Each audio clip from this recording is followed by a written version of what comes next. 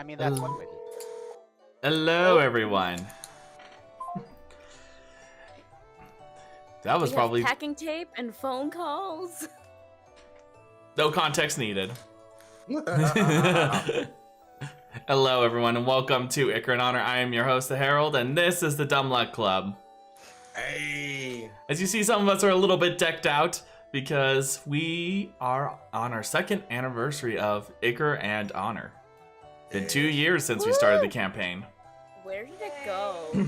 Honestly. 2 years, wow. Yeah. That's this is the best I can do.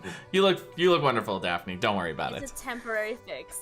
It's You're a fine. temporary fix. Luckily, I have a new headset coming in this week. Yes. I need to be prepared for this. Hang on. I need to get it ready as everyone else is. Okay, there we go. Is that Yes. a bowler? Is that a bowler hat on your Oh my Guy?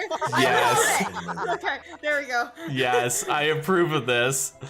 It's not on fire. Don't worry. It's fine. It's not on fire too. This is fine. This is fine. This is fine. But yes, welcome everyone. As you can see, it's been a hot minute. Though, really, we actually had session last week, so this is going to be a little bit of a throw off for me too. But It's a special edition. it is a special edition, yes. But anyways, so announcement-wise, as of right now, we don't. It's going to be a little bit up in the air, but I'm pretty confident we're still going to have session for Revive Pandemic this Thursday. It's mostly due to the nature of my personal life, so I'll keep you all updated in regards to that. Other than that, I think the only thing I have to mention is that Dalen's phone is ringing. No, No, Oh. that was Daphne's phone from Oh. a number that she should honestly block at this point. But that's a different story. Okay, fair enough. But anyways, without any further delay, let's go ahead and begin Ichor and Honor. I got my comfort food. I'm ready. Yes. I have Apple Jacks in my room that I should go get. So, I have pistachios. where we last left off at the party, y'all came to the realization during the meeting that with Asterath and with the Golden Demon that a few more things at play. With the Golden Demon, he seemed to want to a particular relic from, or if it is even a relic by the standards of what the party's looking for, is a particular crown that is in the possession of the Kara. As to why he wants it, they're not entirely certain, but they believe that, true to his word, that if the Golden Demon is provided this, he would provide the information that they seek.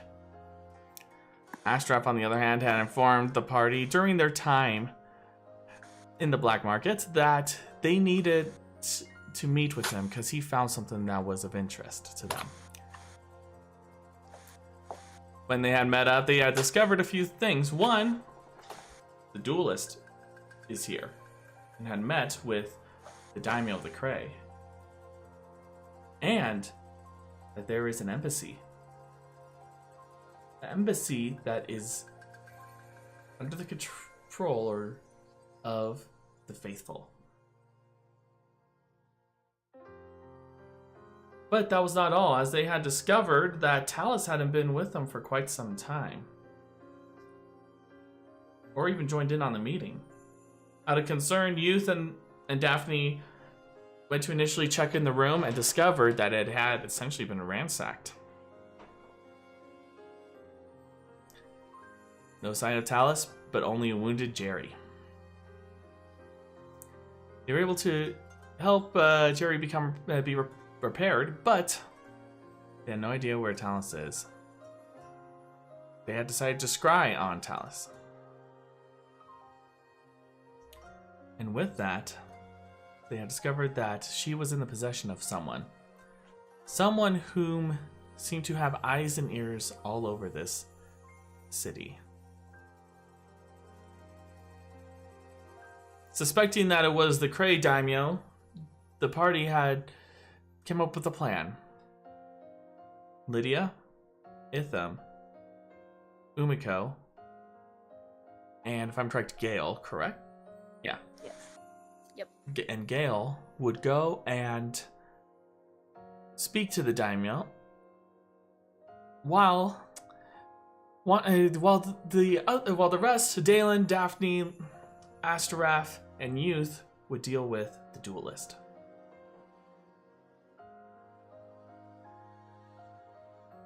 And that is where we pick up, where the party had just decided on their decision. So, we are in that room still, with all of you. Didn't Ashraf also call for shots? He Yeah. did, yes. Yep. He did. We're having. Courage. You just did, so. So, is there anything you all want to do before you initiate this plan of yours? Question. Speedrun. Speedrun. Daphne, can you make me look more presentable? Because I look like trash. We should. Presidentation! The people going to the daimyo should probably clean up just a smidgen. Presidentation for everyone. Just baps on the head for presidentation, and you're all clean. All right. Clothes and such. I look at him.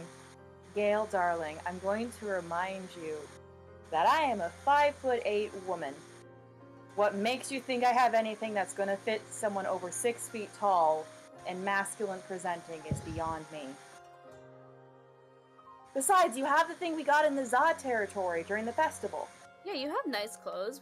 We've all bought nice clothes. We even got like that custom tailored stuff from the Capidol. We have nice Yeah, you do still have those.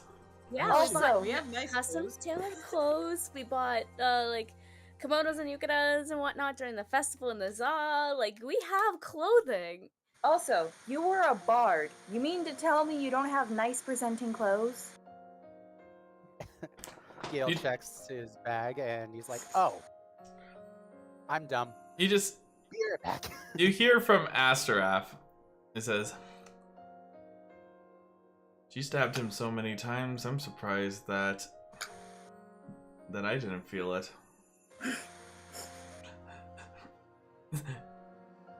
It just is just staring. It's like,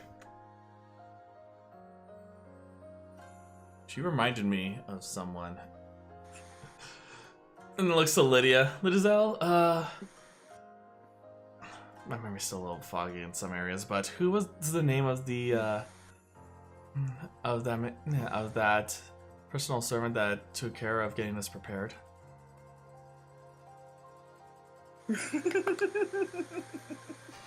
Hold on.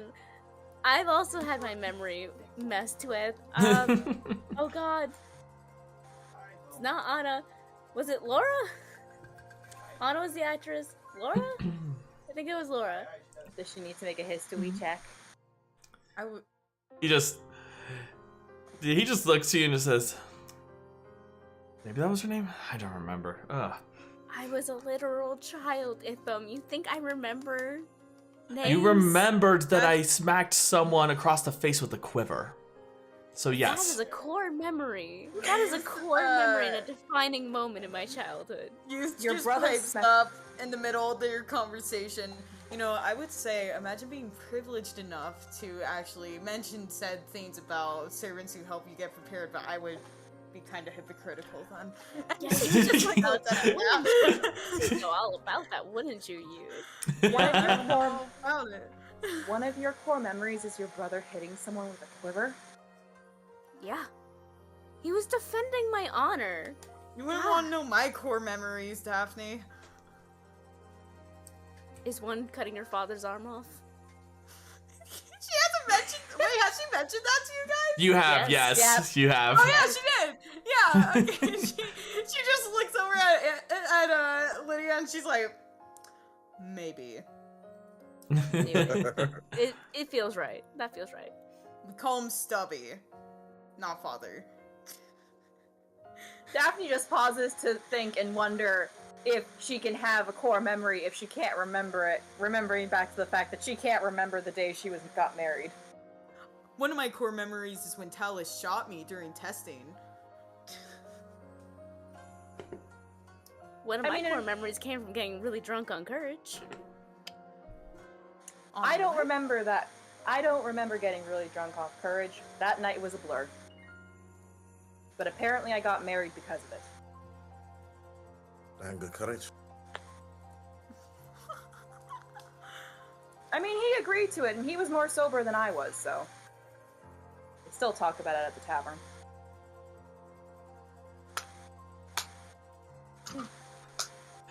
Why are you like this? I wonder why. Drama. Gale's going to come out from behind where he left, and he's like, here. And I posted the picture in sharing. Okay. Minus the staff. Very nice. Yes. That way it's not casual. That way it's fancy and it's thrown together from all the stuff, like the armors and all that. So in case I need to fight a bitch. Here we go. Asarath, when you heard... Say it's cash money, and I was like, what? I did nothing! Asarath, when you heard there was an embassy, did they say if it was an embassy for the faithful, or was it for another, or was it masquerading for another nation? From what I understood, they said, I heard the duelist say that he will return after making a stop at my master's embassy.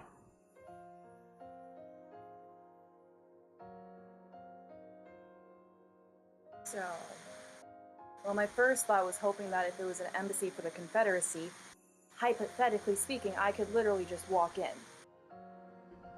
Serve as a distraction for you all, but if it's not an embassy for the Confederacy, then we'd have to sneak in all of us regardless. Just another Tuesday for me. Of course it's another Tuesday for you, darling, but I'm going to remind you, all of us have only been on one kidnapping mission, which was successfully led by your wife. I have no association with such. Yes, but didn't you say that you actually were part of this? We don't need to mention this because this is a literal war crime. You're the one who did Dimension We 4 never and then said I- who it was. We don't talk about Bruno. We never said who it was. Who's Bruno? We don't talk... He was a war criminal in the Confederacy 150 years ago. We don't talk about him. I think you just hear them just mutter. I think this is what is it, like a phrase from the Confederacy, perhaps? Yes, we have several. I thought you were talking about war crimes, not Bruno. My bad.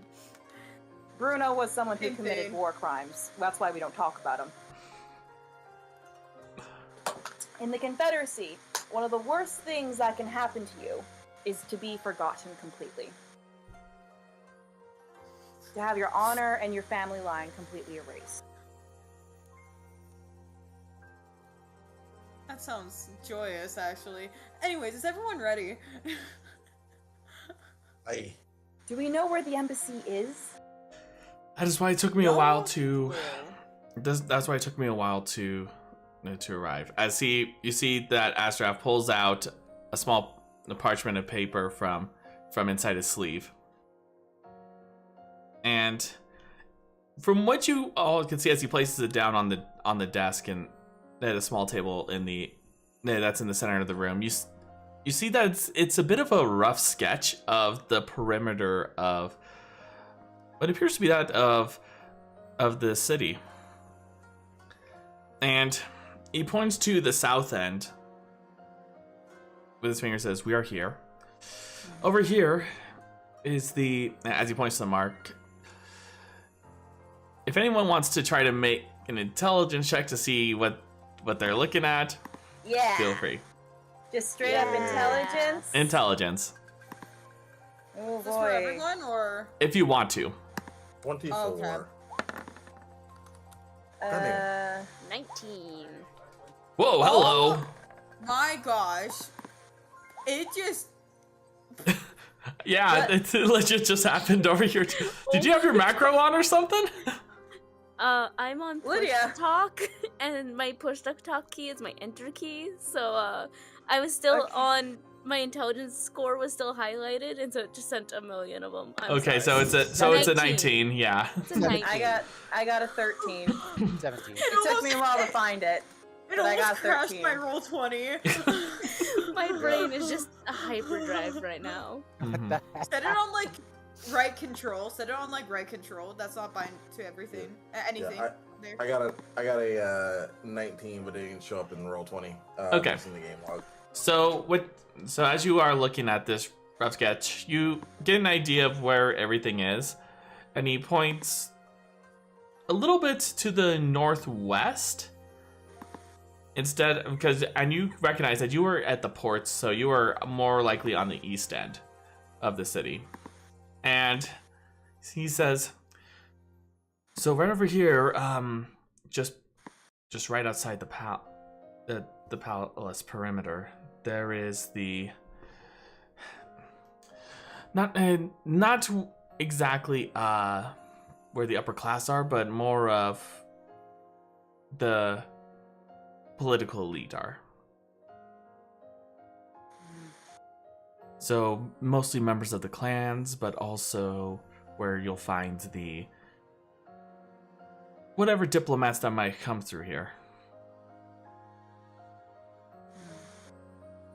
It's considering that the perimeter was also guarded by members wearing the same garb as members of the faithful.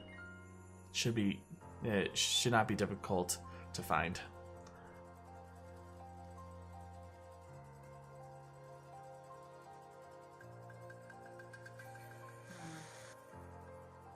Alright. Daphne looks at the map and closes her eyes, and her hair turns from the usual fall red color, and her roots literally start to turn to be the same color as tree bark, and the tips turn to a green color. Because this is the form she is less likely to be seen in. She ties up her hair.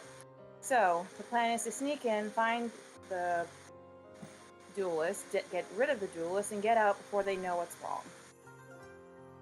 And possibly Talis.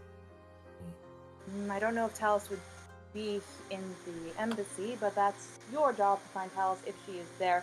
Nugget, I need you to move. Both groups are essentially looking for Talis. Night Whoever watch. gets to her first, it gets her out. Move. That is worse. Can you not?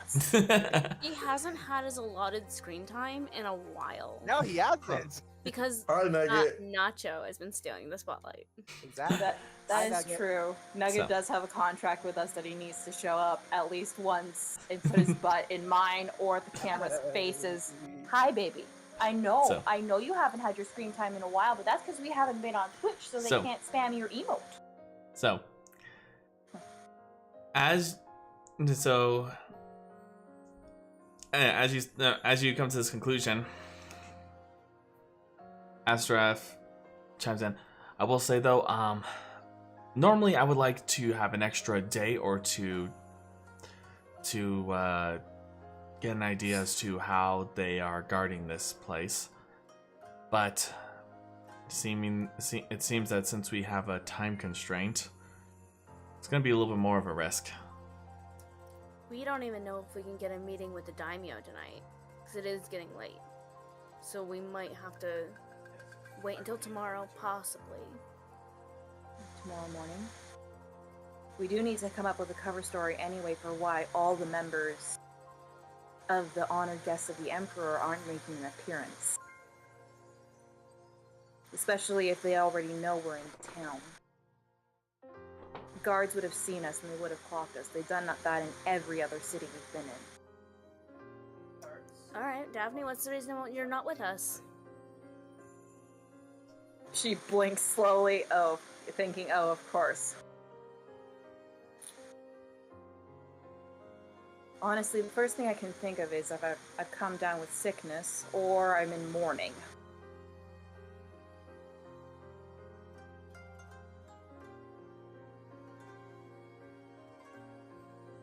Okay.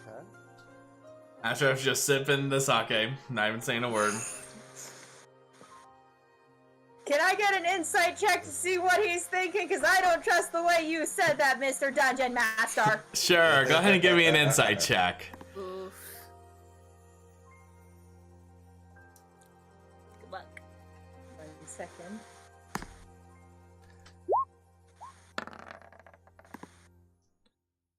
Dirty 20. Okay, give me a moment. I need...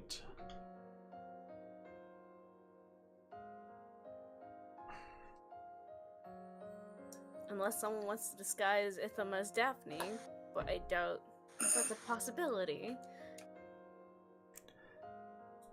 You get the feeling as you're watching him, Daphne, that he was thinking of saying something, but he is being courteous and not saying a word.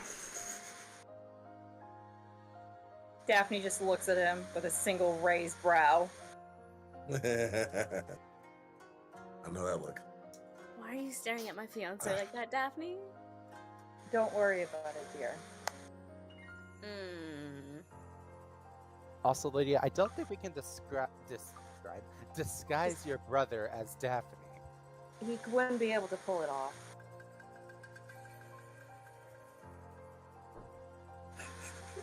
For Itham? Definitely not. He is a few inches shorter. Also, I don't exactly have the physique.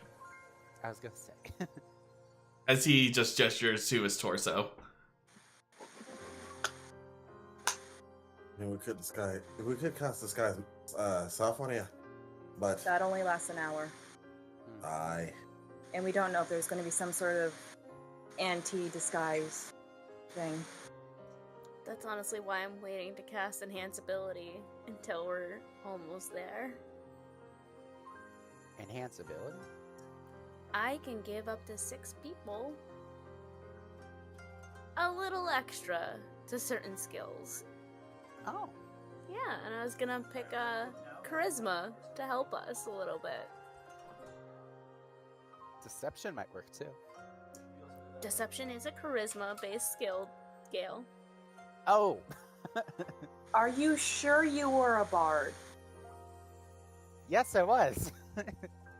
Were Warlocks you a use good charisma one? too. Ask him. Delan just kind of looks to Daphne. He was a good student. He learned a lot. Mm-hmm. Practical skills. That's Oh yeah, it's very practical. he's- As Asterrath finally mutters a word. yeah. When he says he kind of goes when it comes to the practical skills. Are you sure it wasn't more theoretical? so basically, he kind of implied that like when it came to the practical application of those of things. You don't need to explain yourself. Well, You're digging yourself a learned bigger in hole, Delan. yeah, he's just like. So he's just as he's not in practice. as this is happening, Gale, you just I'm gonna roll this real quick. Okay. You just hear Asterrath the whispers on as he just leans over and says, "Don't worry about it." And you feel something had just slid into your pocket. Something it's about 6 inches in length from what you can tell, and it seems to be flat and solid. Who did? Gale.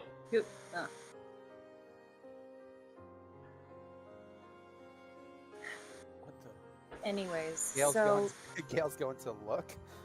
You see a dagger. A very subtle form of dagger.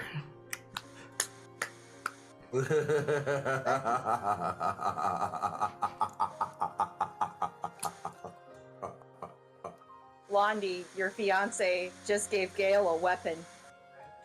Yes. Give Oh, a Gale, go ahead and add a dagger to your inventory. Okay.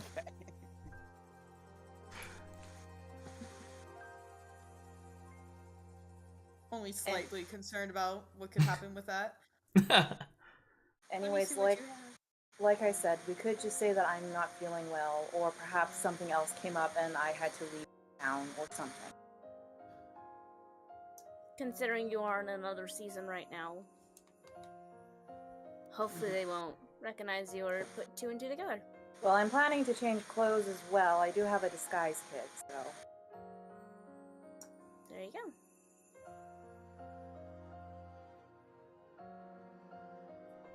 They may not even ask. They may not. I mean, that'd be kind of insulting, but they may not.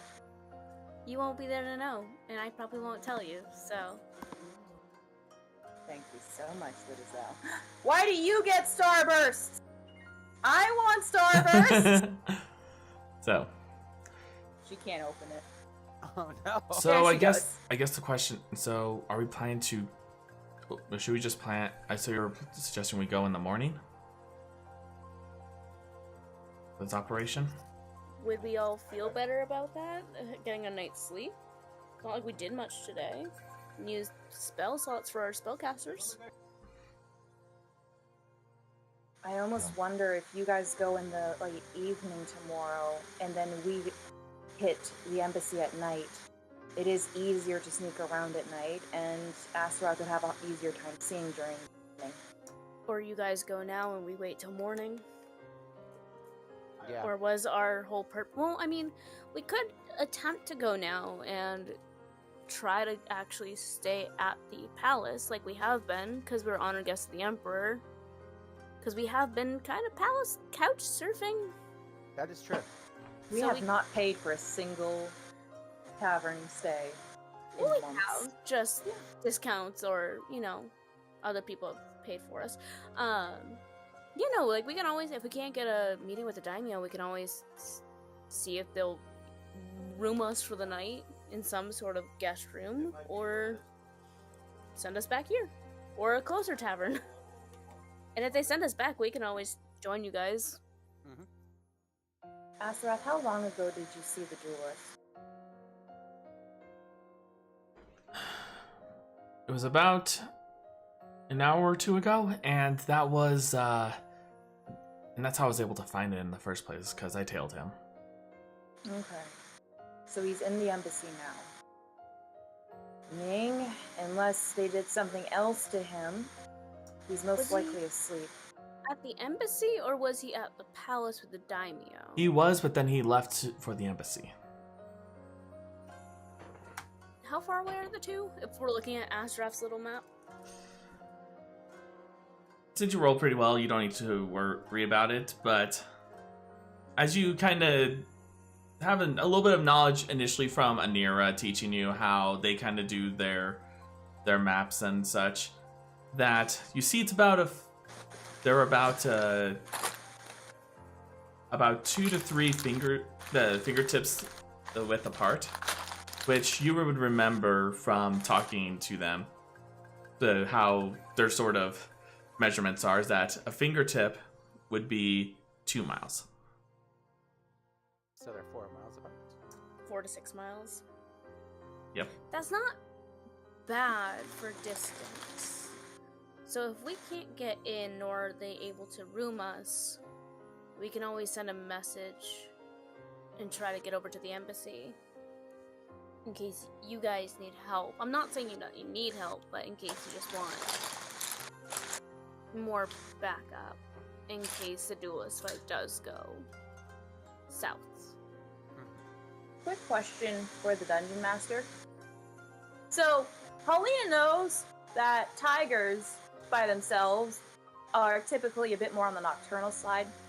And since she grew up and basically raised a bunch of tabaxi tigers, would she know if they're mostly nocturnal, or it depends on the person? I would say first give me a history check. Lydia's supposed to be nocturnal, but look at her bumming with you guys. I know, but she's thinking from a strategic standpoint right now because of the whole...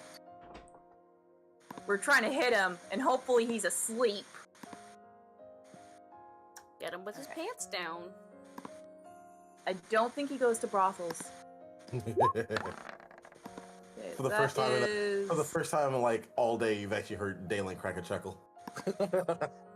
That is also a dirty 20. So you would remember from your studies about Night of Dreams that from his time in the battle, when he was taking part in the conflict, and he actually was more specialized, which some people say is how he got how he became known for his name, was he was a commander that specialized mostly in night attacks, in ambushes. So the thing that you all, though you had seen him around during the day as well, like when you went to the last few encounters. So it all, from what you're gathering, it could all really depend on what's his sort of mood. Like, if he's relaxing, maybe he'll probably take the night off. If he's planning something, might be a little up in the air.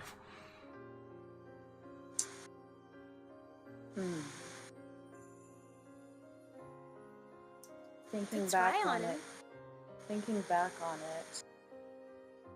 back when he was a commander, he specialized in nighttime ambushes. So if we were going to attack him, it might be best to do it either in the morning, because he would expect that. Although, unless he doesn't know we're here yet.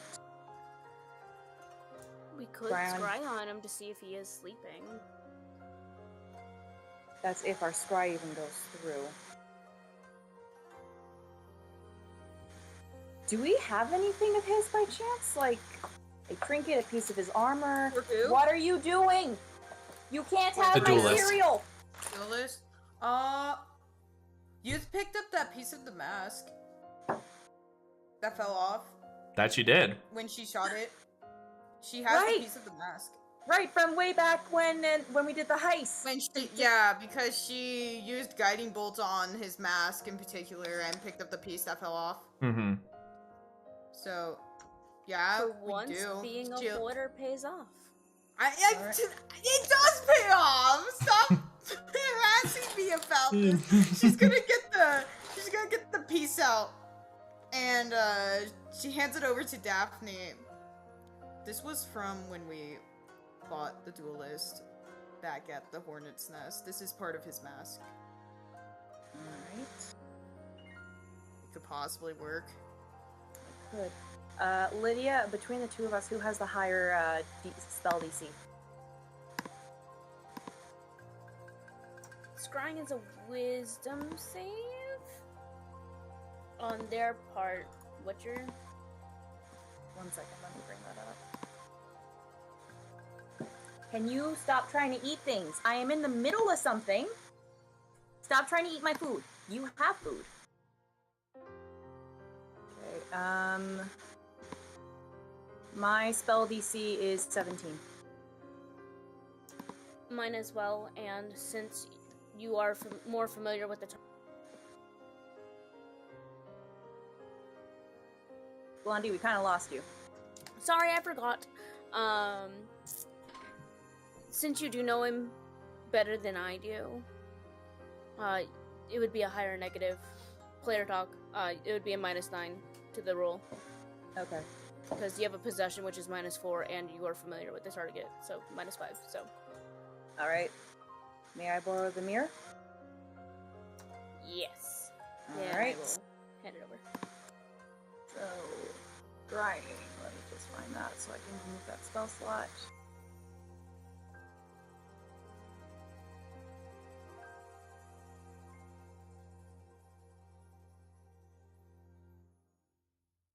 Where is it? Did you accidentally get rid of it when we leveled up? Nope, here it is. Okay. It took me a second. Is it a 5th level spell? Because I don't want a repeat of what happened last time where I thought Transportation Circle was a 7th level spell, but it's not. Yeah, okay. Alright, I'm using my 5th level spell slot. And I am... While holding the piece of the Duelist Mask, I am going to attempt to scry on him. Okay. So that's a -9 modifier to it for a Wisdom saving throw. Okay. So.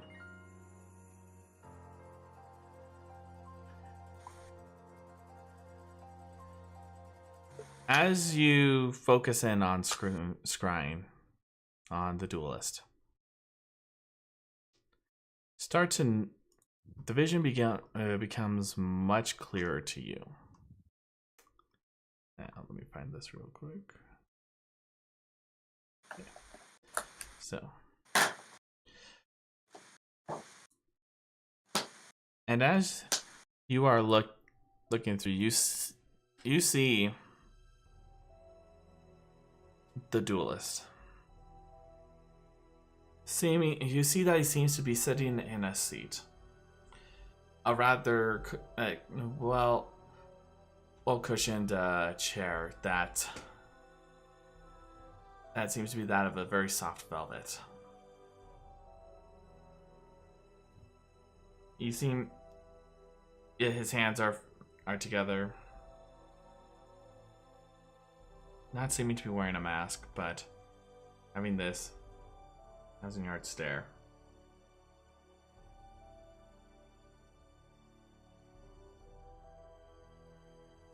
Before he speaks. Seeming to be speaking to someone. How are the preparations?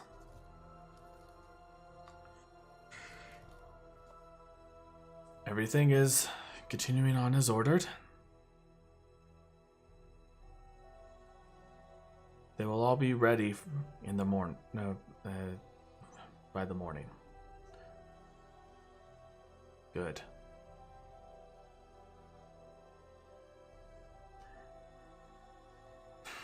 Make sure they double check those weapons of theirs. I'd rather have them be effective on the enemy than on us.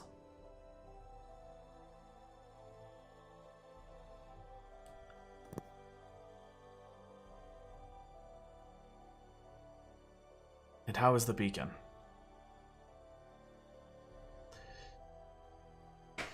The beacon is ready. It'll be another hour before the destination is finally settled.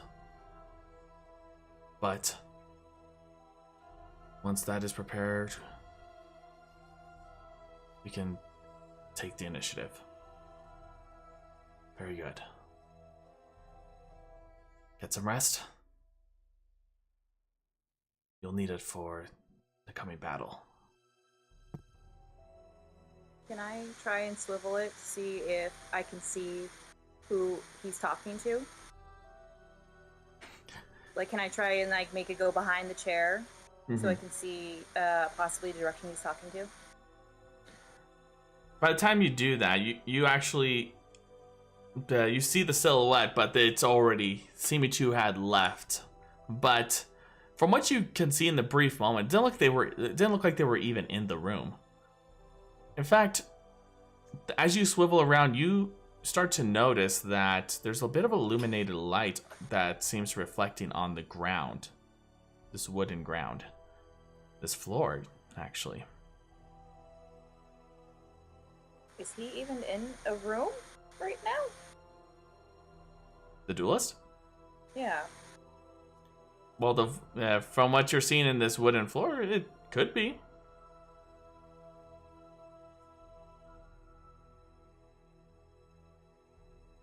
Is there like a desk in front of him?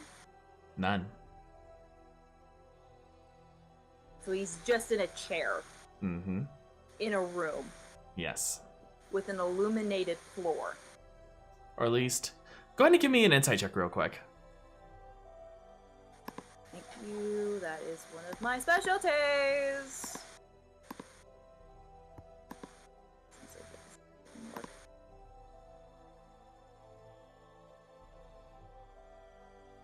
Wrong one.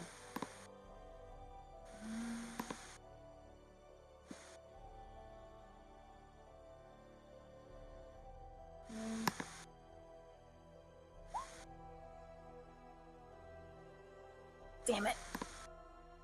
What'd you roll? 14. 14? I rolled a 14. From what you can tell, it's not, the source isn't coming from the ground itself. Almost like as if the, you know, when a light like touches the ground. Mm-hmm. But you can't see the source though. Hmm. But as you are focusing on that, your vision ends.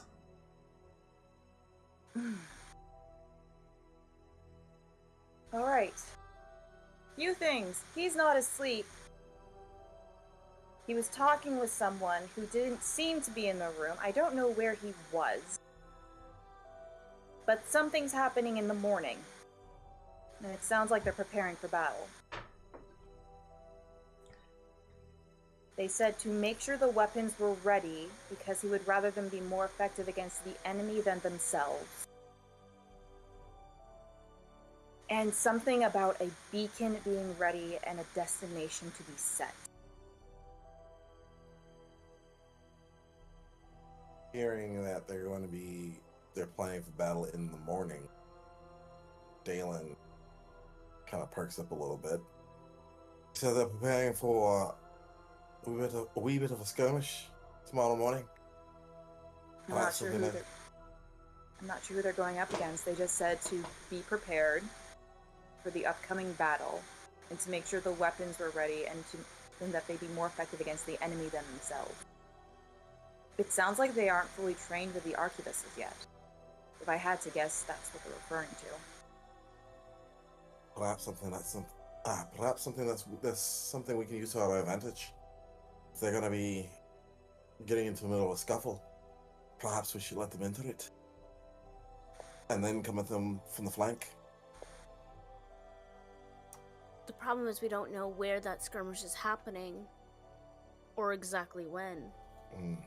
Because they could teleport somewhere else, away from here that we can't get to. Dear, does the beacon mean anything to you? Guidance? Guidance? Inspiration? All right. Bardic inspiration? Okay.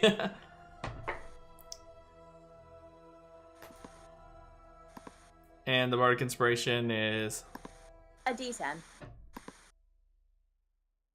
and guidance. Okay. Seems to be focuses a bit just heavy in thought. I do remember something about a beacon. Something about, I remember that it was something that acted similarly to those earrings that you have been talking about. I don't know the destination, but I know it kind of acts in a similar way. My guess is probably it's on a larger scale. Not just for a few people, but many.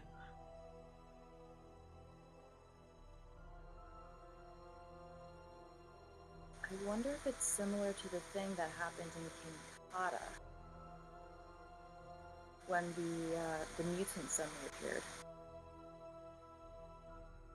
Umeko did a summoning circle for the mutant, though.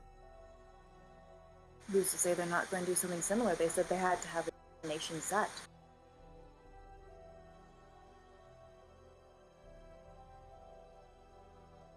Being proficient in, like, Arcana, would any of this sound familiar, DM? Or, I don't know, would I understand?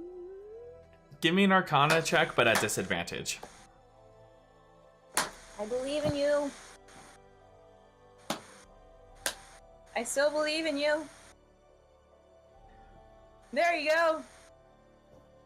You don't know of any particular thing, like you know that there are spells that can do such things, such as yours, like which transport via plants.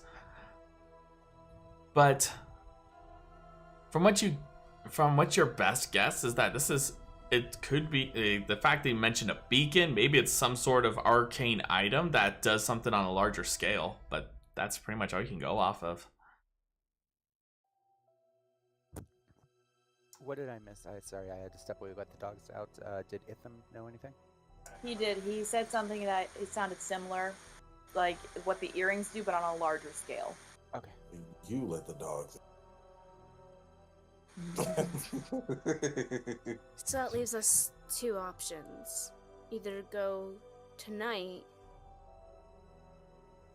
It might be beneficial to go tonight. I don't know. I don't even know if I want to say destroy the beacon or not. Or go tomorrow. It is. Exactly. Or go tomorrow and risk missing everything, or getting caught up in whatever this beacon is and being sent someplace that we don't even know where. The other thing I'm worried about is if they are having trouble with the Arquebus, they might move Talis's location. If she even is in the castle.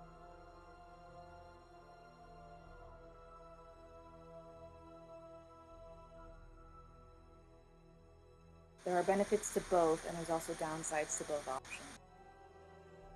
The chaos of whatever battle they're planning, however, who's to say the battle's even happening here? They could be transporting somewhere else. I know the Zaw's been having trouble because apparently the Emperor is there right now. Yeah, they're holding the capital under siege, and the first Emperor is there. What if that's what they mean by this battle and all that, and the weapons? What if they're preparing to transport to the Zaw to help overtake it? Yeah, because they tried overtaking the Zaw last time, and that's when we stepped in, and they weren't successful. So if they're trying now with arquebuses instead of just swords, that's gonna change a lot. They also had the kin helping out in the flanking. That too. My brain is honestly, I don't know if this is anxiety speaking or not splitting up and all of us just going to the embassy. Because if they're having multiple people prep arquebuses and the beacon, we don't want to end on opposite sides of the country if we go in the morning. And if they're prepping arquebuses tonight, if we do go tonight, we might need all healers present. No offense, Daphne, but if we have all healers, including me and Umeko, that might be more beneficial. Because arquebuses hurt like a bitch. You would know from experience. I would know from experience. You feel the eyes directly on you. It's fine. You just see Astrap just keeping eyes on you, but not saying a word. Can I insight check him? Sure, go ahead and insight check. Dalen just kind of does one of these. Dalen just kind of grabs like the collar of his shirt and does one of these. And you can see like a very clear bullet wound like right here on his shoulder. 19. He's doing that. You can tell Astrap's doing that one thing that always bothers you, is when you can feel he has words, but he's choosing not to say them to you. Yeah, he did that to me earlier. Though it's much. A little and just feel like it's fine. It's fine. It's fine. Don't worry. It's fine. Don't worry about it. It's fine. So let's go sneak into the embassy now. I mean, I do have Itham's falconer mask on me too, if we want to dress him up, because we all have ropes and manacles. Falconer could have gotten us on the mountain and be delivering us to the embassy. That's if they didn't have a kill on sight order. I'm his sister. It's fine. And they know that. They modified Itham's memory. Who's to say the other members haven't had their memories altered as well? That's what I've been saying. I feel like they're all mostly like blackmail and gaslit and brains fucked with. But I can't just go around casting greater restoration on them because they have to be willing. How willing exactly? Gaslight, blackmail, girl boss. Gatekeep, yeah. Like, That's how you run a of kingdom, their right? own, of their own volition willing, or can there be some magic tomfoolery involved? I mean, I tried casting something on Itham back on the spine that he had to be willing to submit to. But whatever he was under, thanks to the Conjurer, prevented it.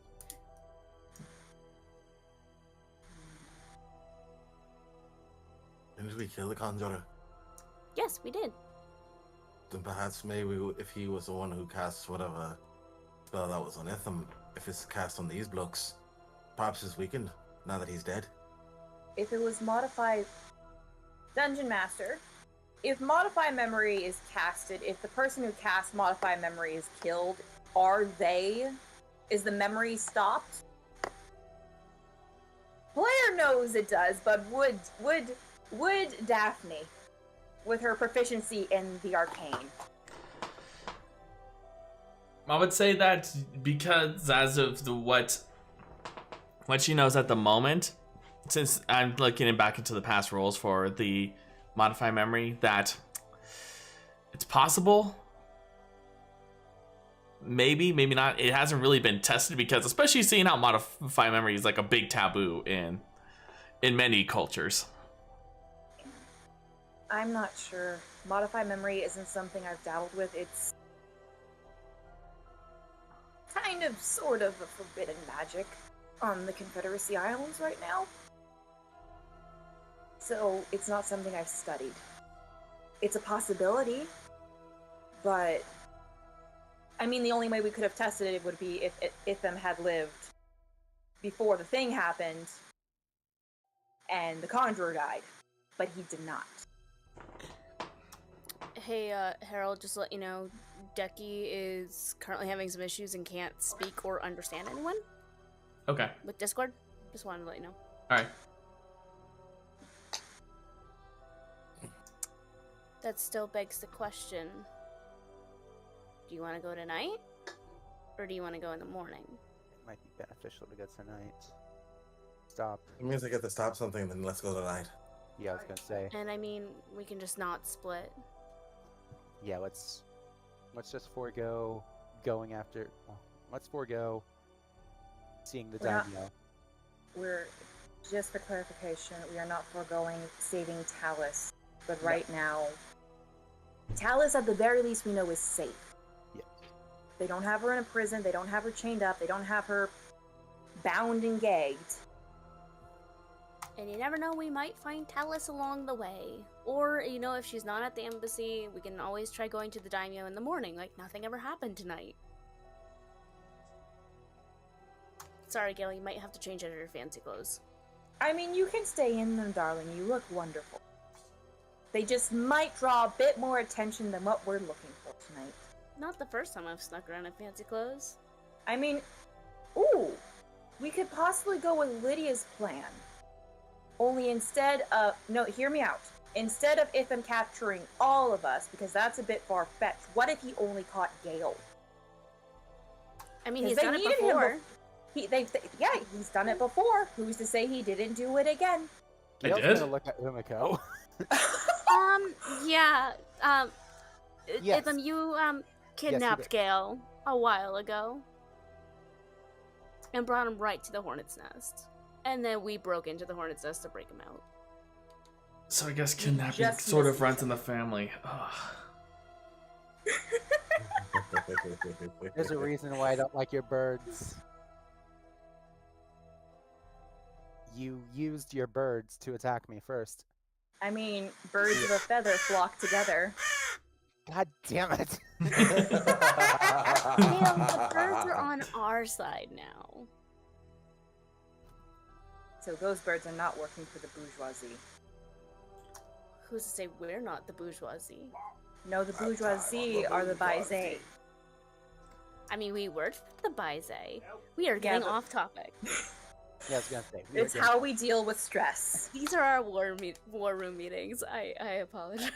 I vote we go tonight, stop whatever it is they're doing, and take out the duelist. We go tonight. Possibly save Talis along the way. Yes.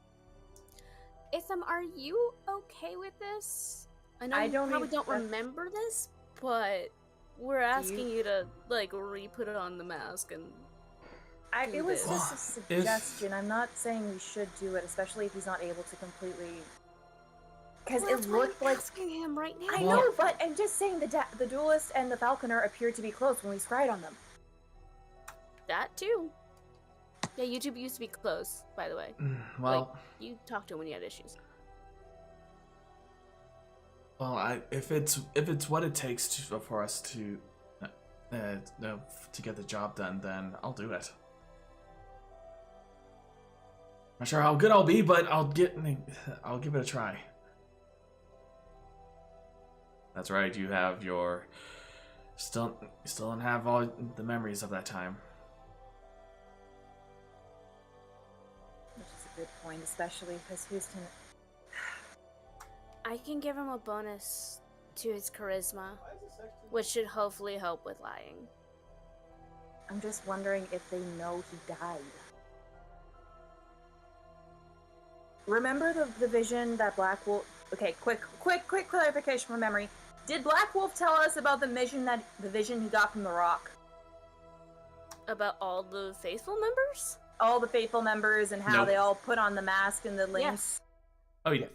I Yeah, that's right. Yeah, that's how I figured Okay. out. That's how we figured out what the Falconer was Lydia's brother.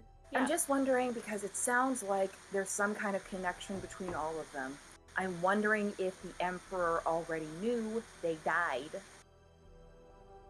And just... Who's to say someone didn't revivify him? Or raise dead? The only one that could have done that is the Conjurer. And if No. they sent someone else to do it, they'd have no body because it's here. She says, pointing at Itham. The Conjurer could... Well, it could have also been the Mortician, because... When... We did kill the Mortician afterwards. I don't know. I apologize, Lydia. How is this relevant to the situation at hand? Is this? I don't know. I think It was more or possibly a less. distraction. Yeah, I think what we were trying to come up with was some plan to get us in the embassy without fully sneaking in. And there was the recommendation that we all have like manacles, and I have your faithful mask. I just think that we should just have a plan and just stick to it, because we can just talk about it, but we're not going to have any action or anything. That's true. I think we're all just trying to find plot holes, but every plan is gonna have a hole. All right, then. Wasn't it your I'll friends give all the- that said, if there's a hole, there's a way? I mean, Have we? Maybe. Black Wolf. I don't know. Maybe it was something he would that say. sounds like something Black. That sounds like something Black Wolf would say. Stop playing with the ring light. This is all I used to say. When you're trying to plan a heist, one thing you can do is make the plan, execute the plan, expect the plan to go off the rails, and throw the plan away. So let's go. That sounds like remember all you- of our plans ever. I remember you saying There's that. a reason why we're the Dumb Luck Club. Our luck is dumb. We're Well. very lucky when it doesn't count. All right, let's just Well, if that's let's the put on case, let's put disguises on so at least we're not recognizable and get this over with. I'm How willing to far be is the the- prisoner. we're let's not just doing see- that anymore, Gale. We're all just gonna jump through a window or something. That works. Or How we could far? just watch the. I say we just go go straight through the front door. You've always been known to do that. Are Yeah. you suggesting that we My lady. challenge the duelist to a duel? Yes. That Play actually his sounds- game. I hate to say it, but that's actually the thing that's probably going to work the best. Question, how far away is the embassy from here? Well, if you walk now, it'll be about 20 to 30 minutes. I will wait for Pass Without a Trace then until we're a little bit closer. Okay. So are you actually leaving? We're leaving. I'm ready to go. Oh, Dalen's ready to go. All right. Daphne quickly Whoa. changes into her less Hello. fabulous outfit. Welcome back. I was at 3,000 MS average for like the past few minutes, so Ooh. I wasn't able to understand or speak at all. So you finally decided that they're going to sneak into the embassy. That's what you missed. All of us are just going to the Okay. embassy and lighting it up. Because Duelist, the scrying. So. Let me at him. Let me at him. Okay. Daphne changes into her less fabulous outfit. She has her hair in a hood. So she's like, I'm ready. Nice, and my clothing is purple and black anyways. As they get up and get ready to go, Ashraf just looks to Daphne and says, just a little word of advice. 2 things, actually. 1, I know you have personal feelings regarding this, about this duelist fellow.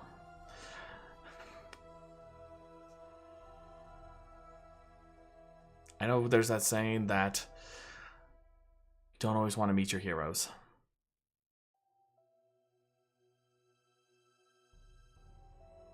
Despite what has happened to him. Just at least, one thing you may find honorable is at least the actions that he took back then.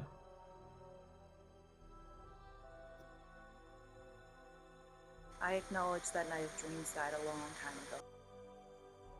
Good. And the other thing?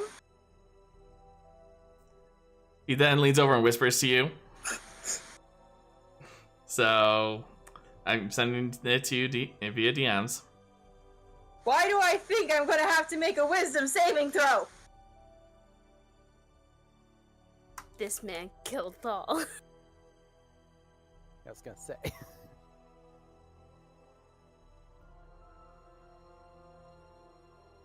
I'm just gonna bring up. And then he walks away.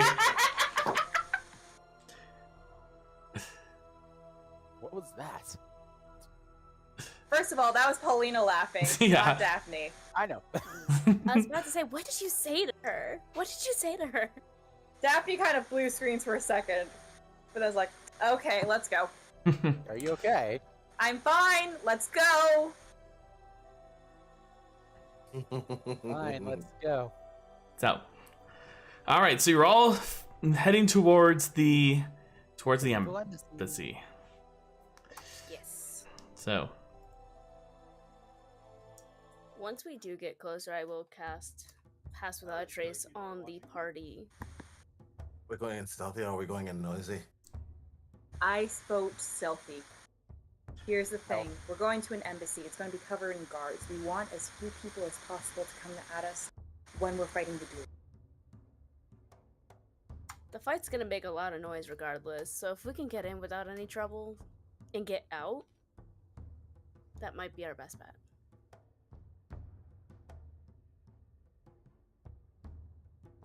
Delan, do you want to knock on the front door? Before I make us all sneaky. Dalen looks to Lydia. I'm following you, Captain. Ooh, we My could play that lady. one- We could play that one game. Ding dong bitch. Yes. this time you would notice as you all are preparing, you notice Itham is actually wearing the clothing once more from the days of the Falconer. He looks to you and says, Tion says, "We're gonna try to sneak you all in. Then it might help if there is some sort of distraction."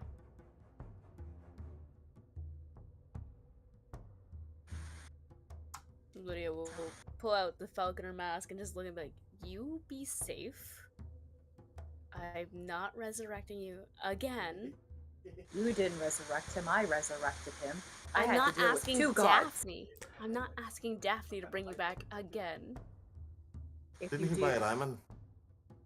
He I did bought buy a diamond for him. You did, so technically we could, but you have to make sure his body's in one I piece, otherwise understand. it won't work.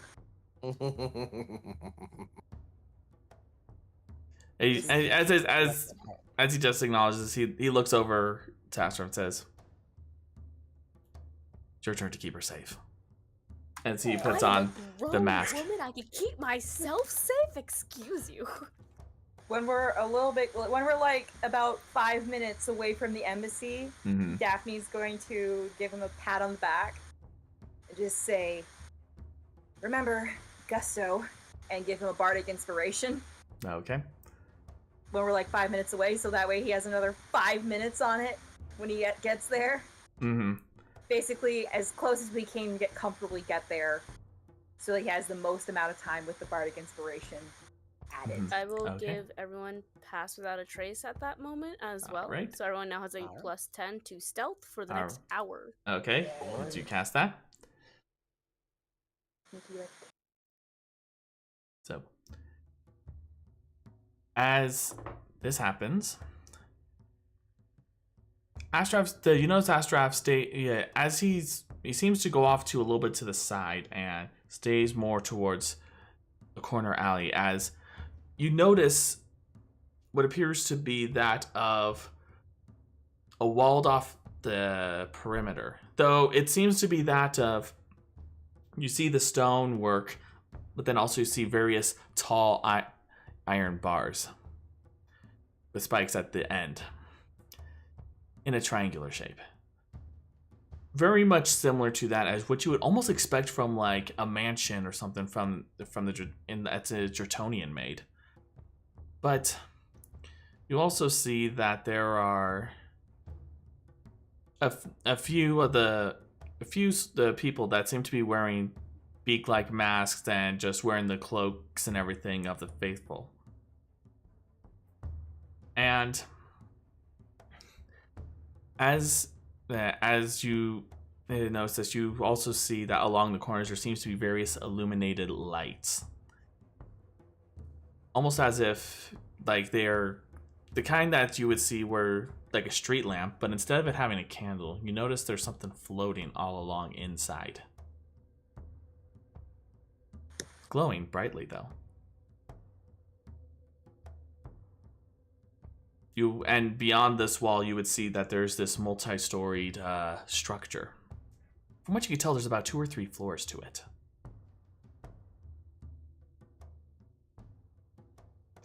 And as you are there, you hear Itham take a deep breath as you're all just there for a moment. You ready?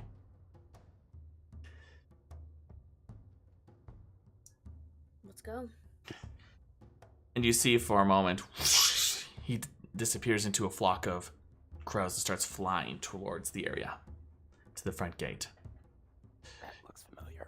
You see that the few of the faithful soldiers just looking over at this cloud before it forms up, feeling to be a falconer. Let's hope he can fake it till he makes it. Mm-hmm. And as he approaches, I'm gonna go and roll this real quick. Let's see. Hold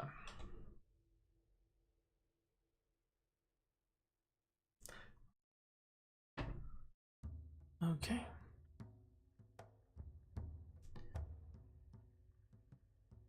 Let's see what his. There we go.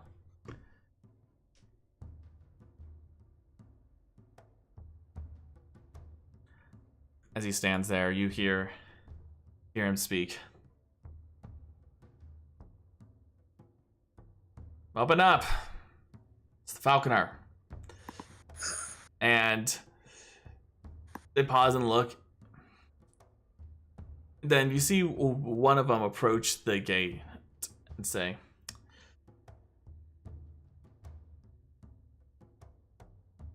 "Well, certainly Been a while. We've been concerned. We haven't heard anything from you. There was a little bit of a conflict that got a bit out of hand in the mountains. So because of that, I lost the earring. And I was told that the duelist was here. Yeah, he's here. Come in. As he opens the gate. He did very well on his deception. I'm so proud right now. As we're like, squatting in bushes with Astraf is like, shit. Should He's we like, be trying let's to go, get let's in? go. We're going. Following Astraf, man. Still. Okay. If you're following Astraf, you'll watch as he goes along cut across the street and goes along the side. And as he does so, pulling something out here, give me a moment. You see that he reaches into his pocket and pulls out what appears to be that of a jar, a very small jar. And he carefully uncorks it. And if anyone's watching, you see that there is this, what appears to be that of like some sort of bronze liquid, or almost liquid.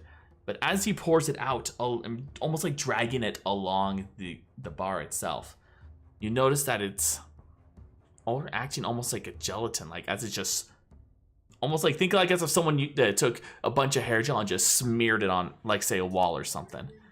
Do I know what this is, Harold?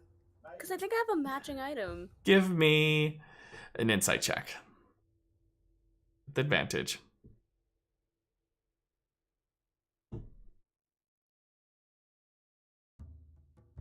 I just roll 20. Hold on.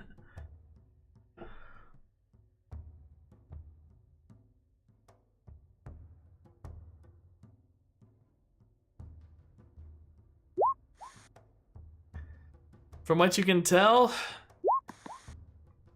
23. You gave me advantage. It did. From what you can tell, it definitely is similar. In fact, it appears to be that of an ooze. As you see, he's just slowly eating away the bar. As you hear a faint hiss, similar to that of something being dissolved. That's what you use that for. Got it. It's one of the ways. Another way is you can actually assassinate someone by making them accidentally consume one of these. Noted. Yes. It's not a pleasant sight. It's an ochre ooze. I have one in my bag. Anira gave it to me. I like that once. Anira gave one to me. Mm-hmm. After a minute pass, he carefully takes a hold of it and slowly bends it. Go. And as you are all entering, I need everyone to give me stealth checks. Remember, add Plus 10. 10.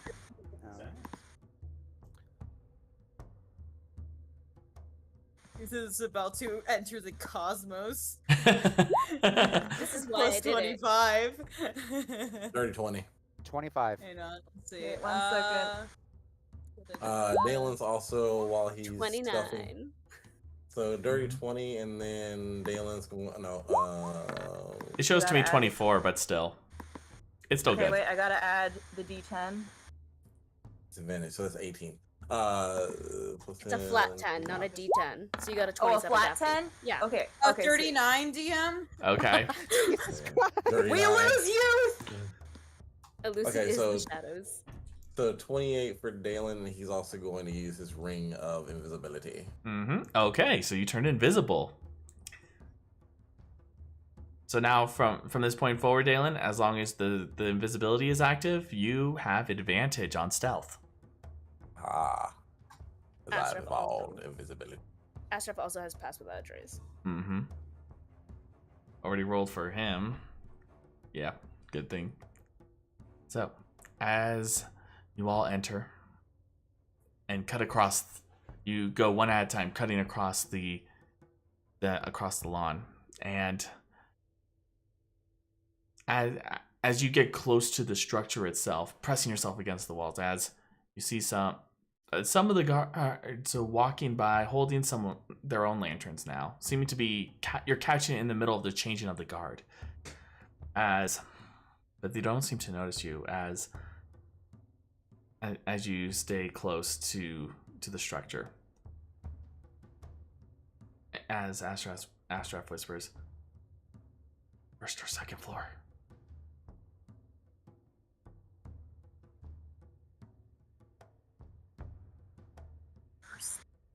We don't know. I didn't see where he was.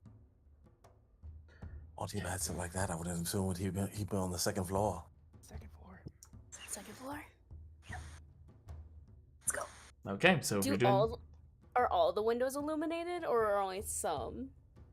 You take a look around, and on the side of the structure that you're at, none of the windows are illuminated. Shit.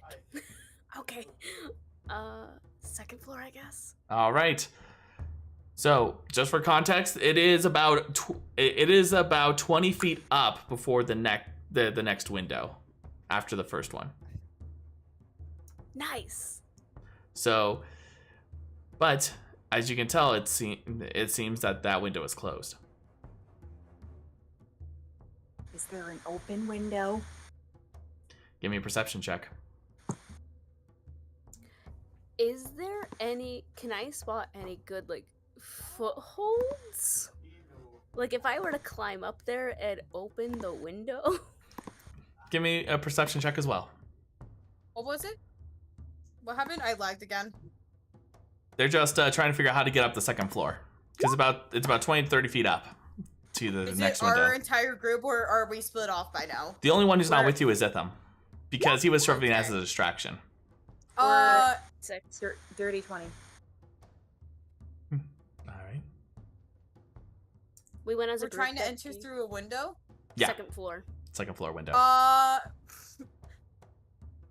You guys remember what I bought last session? Oh, the boots of flying. Because I was like, I can turn into a spider. Because I was looking for a foothold. I unattuned from my earring of recall for the boots. So I could... It's 20 feet up? Yes. What's the flying speed on this thing? Give me a second. Oh, I can also fly. Why was I thinking I would turn into a spider and do this the old-fashioned way? I don't know. Beyond, please show me why. Yeah, I told you hoarding does help, okay? I'm so Don't proud doubt of you me. for being a gremlin and collecting shinies.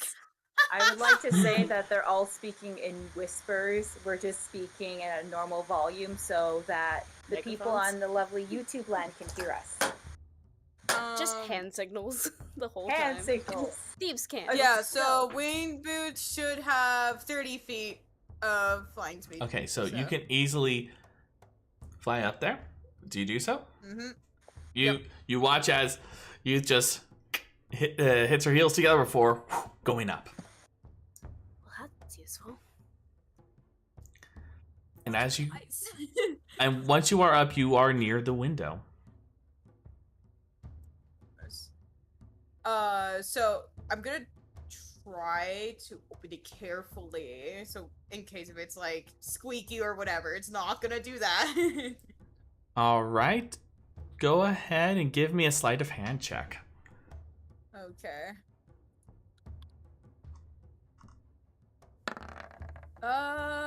15. Okay. I'm sorry, I don't have proficiency in it. We'll get the skilled feat next time, kiddo. So you go ahead and so as you do so, try to slowly open it up. You notice that you get it about halfway before you feel a bit of resistance. You feel as if you do any more, you might actually run the risk of possibly making a little bit of noise. Halfway, is it like enough to climb through it? At the very least, you can just like crawl right in. Yeah, I'll do that. All right, you crawl right into the embassy, youth. Mm-hmm. What do you do now? So what does it look like around me right now, where I'm at? I do have if it's dark in there, I do have 120 feet of dark vision. Mm-hmm. So, let me just roll real quick. Alrighty.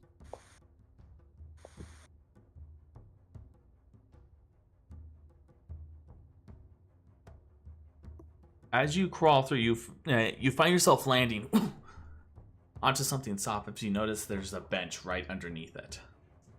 Very soft one.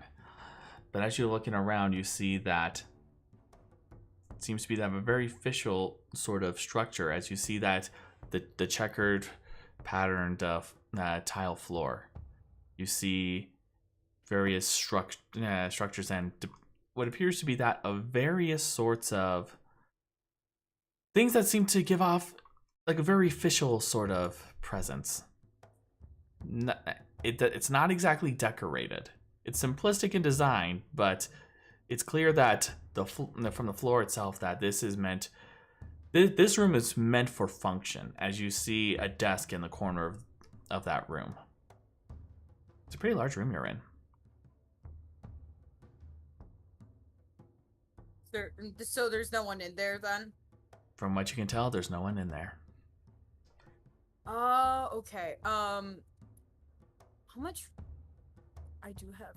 Okay, I have 50 feet of rope. So is there anything that like looks like it's stable enough for you to like tie a rope to and throw it out, and throw the rest of it out the window for everyone to climb up? From what you can tell, there's you do see what appears to be near the entrance to one of the halls. There seems to be that of a pillar that's connected from the ceiling to the ground itself. I might be able to hold it. Might. You know what? We'll try it. If people fall, not my fault. Anchor it to yourself. I was gonna say. Okay. Wait. So you tie She it. doesn't have a good strength. So you're tying the rope. Go ahead and give me a sleight of hand for that. Okay. Come on. Be good. I don't trust that knot. Okay. I don't trust it. You do the best of your ability considering the timing and everything. And you tie a knot on the for that rope on that pillar. Does it look fine? I mean, from what you can tell, it seems fine. She's gonna go over to the window and peek out. And she's gonna use where is it? She's gonna use message and use it on, and Lydia's there, right? Oh yeah, everyone's there except so she's gonna use so she's gonna use a message to Lydia and say, I'm not sure how stable it is of the knot, so I will be assisting with keeping this up. And then she throws the rest of the rope out the window for Okay. Watching the rope come down, Lydia's just gonna be like, the knot may not be secure. Just letting you know. She's gonna help though. Okay. Why does that not help? I got a 26 on a perception check looking for hand and footholds up the wall. DM, do I see like is it like uneven bricks or is it like There's a few spots that are like it seems to be, as you know, they're very much perfectionists here in Hivhan, but you do see there are a few spots here and there where you could get your foot in if need be. So, and let's see who am I forgetting there. Okay, 1, 2, 3, 4, 5, 6. Who am I forgetting? Diar, Oh yeah, that's what it is. Umeko? Okay, no. I'm just pulling stuff out for the map. Oh, fun. Yeah. So. Okay. So while this is all happening, let me go ahead. So as she throws the rope down, it just lands onto the ground.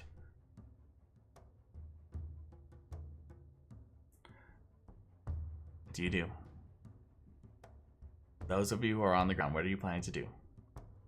I can turn into a spider and go They're up. climbing the rope. I was gonna say maybe the light. Okay, he's already. Dalen's got hops. It's fine. Give I know, but I me was gonna suggest Umeko goes first, and she's the lightest. give me athletics checks for everyone who's climbing the rope. Alright. I mean, Daphne kind of has to, because otherwise she ain't getting up. Yeah. I'm gonna wild shape into a spider and get myself up by spider climbing the side of the wall. 18. 27? Daphne is not very athletic, guys. You got this. Don't worry. I believe in you. Well, isn't youth That should be assisting with fine. the rope? So wouldn't it be at advantage? It wouldn't be needed. So as you are climbing one at a time, make it all the way up. And followed quickly by Asaraf. Now let me go ahead and pull out the map for you all. Where you at? I Rope. Use the rope. Youth's gonna go over and untie the rope after everyone's up. Okay, and let me go and ahead. He's gonna and... recollect it. Okay. Recycle, kids. Bottom left We're corner. fine. That's where you all are. I'm getting flashbacks to I was about to say, is that What the was- Derolo flooring? Who Oh no. knows? Maybe Oh, they hired the same no! mason. You don't know. Those elven stained glass windows. Oh. Oh, there, There Galley. we are. Mm-hmm. there we go. And you find yourselves in this room. You find, and you also see that it seems to be relatively quiet. The only Oh, no. type of light you may find is the braziers in the corner, but that's it. Where do you go? Or what do you do?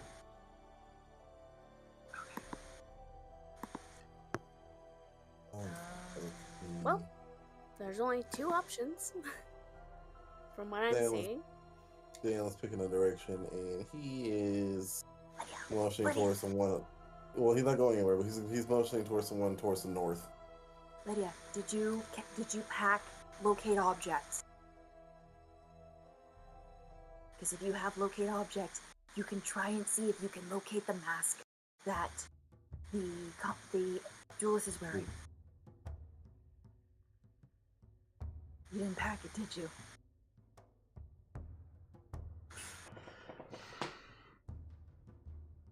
You just say no, dear. No, I don't have it. I have a lot of spells I have to scroll through. I'm sorry. Okay.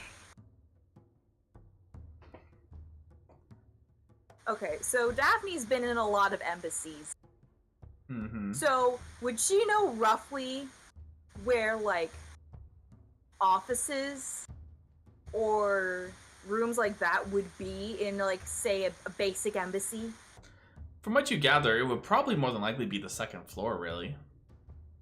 So you were pretty much in the area where a normal office would be. From what you gather, this could be like from your experience, probably similar to that of sort of like the reception area before going into where the offices would be located. Okay. So we're like in the where the receptionists hang out and tell you, okay, Mr. So-and-so will see you now. Basically. Okay. And as you look around, you see the individual rooms as well as the benches, so it probably is the case here. Okay. So if the duelist was going to be here, he would be somewhere on this floor.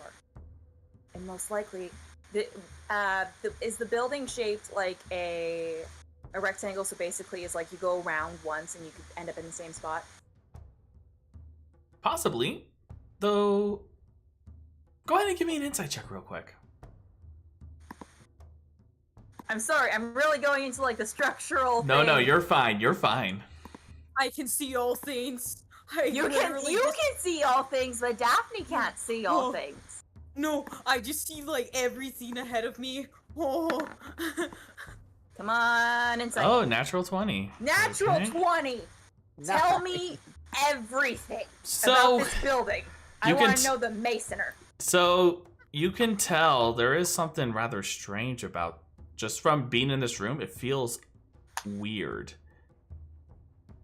You are used to the similar structures of like for embassies, for housing and the sort, but the way it seems to be structured inside doesn't make much sense. I mean, considering the fact that normally it's like a rectangular building, but you see as you look further down the hallway, up north of you, you see that it also divots off to the right. Now, why is that? That doesn't make much sense. Okay, no one move from this room. Something's weird. When she says that, can I ritual cast detect magic? DM? Sure. So you'll spend 10 minutes getting ready to detect magic. So she's looking down the hallways.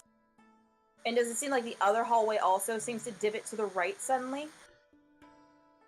As you look down that hallway, it seems that it divots off in different directions. It's almost as if the structure itself is one way in its setup, like as you would know with the large rectangular shape. Mm-hmm.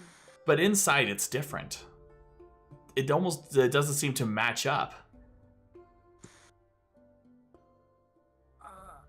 I think there's some magic tomfoolery afoot. DM, would the sensor count? The necrosis sensor, would it count as a holy symbol for the ritual casting? Yeah, I would allow that. Okay. You're basically holding the holy grail of the Lord of Twilight, so yeah. Yeah, okay. I was like, you better count, I so swear. Jealous. I'm still so jealous. Be a cleric next time, easy. But after some time has passed for you, youth, the detect magic starts, and you see that it's true. First you notice it off the pinging of people, but then you look along the walls, and it seems it's almost like it's snaking all over the walls itself, like veins on a body. They just go around, just going with the walls and everything, just pulsing. In a giant's body. It's not pulsing in the sense of like blood, but like pumping through from the heart, but more like it's just like think of like something similar to that of like electric lights that just go one direction, you know, just boom, boom kind of thing. Yeah. Do all of them seem to be like going the same direction or something? Like. How far is your does it go? Detect magic. Let's see. Within 30 feet of me. Okay. It seems that they go into multiple directions, though the one that really catches your eye is that they seem to, some of them seem to be crossing paths with each other down this hallway. Hang on. Yeah, just pinging it. Roll 20 up. Okay, which one? This one. That the one I'm okay. pinging. DM, I'm gonna use an action with detect magic to check what kind of what school of magic it is, if any. Okay. Let me take a look real quick.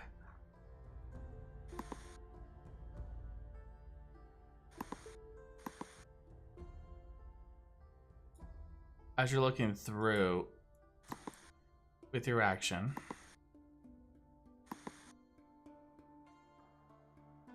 you catch that it seems to be enchantment, though you notice along the wall, the right wall,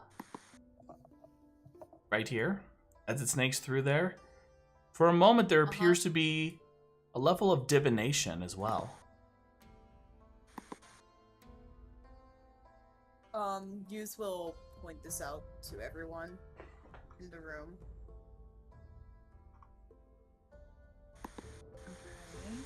So Youth has told you this. She like says like she pinpoints where each one was and everything. So do we just follow the magic? That sounds really weird to say. I mean, we've done weirder things. We That turned you would into explain what. a drow, so still on not as far. It would explain why the layout's weird. You will just walk up to the front, Mm-hmm. and she'll just mention, I can take the lead. I think I can see further than everyone else here, so, and then I also have this up right now, and she points to the sensor. Yep. So, I could see where we might need to go if it's leading anywhere. If that's your choice, go for it. Yeah, I'm gonna still be moving stealthy. Of course. Like, in case. I'm gonna start. I'm gonna take first step in case if anything happens. All right. Continue moving downward. And as you are rounding the corner, you would notice that You could it follow. starts. She's just gonna stay 10 feet ahead of everyone.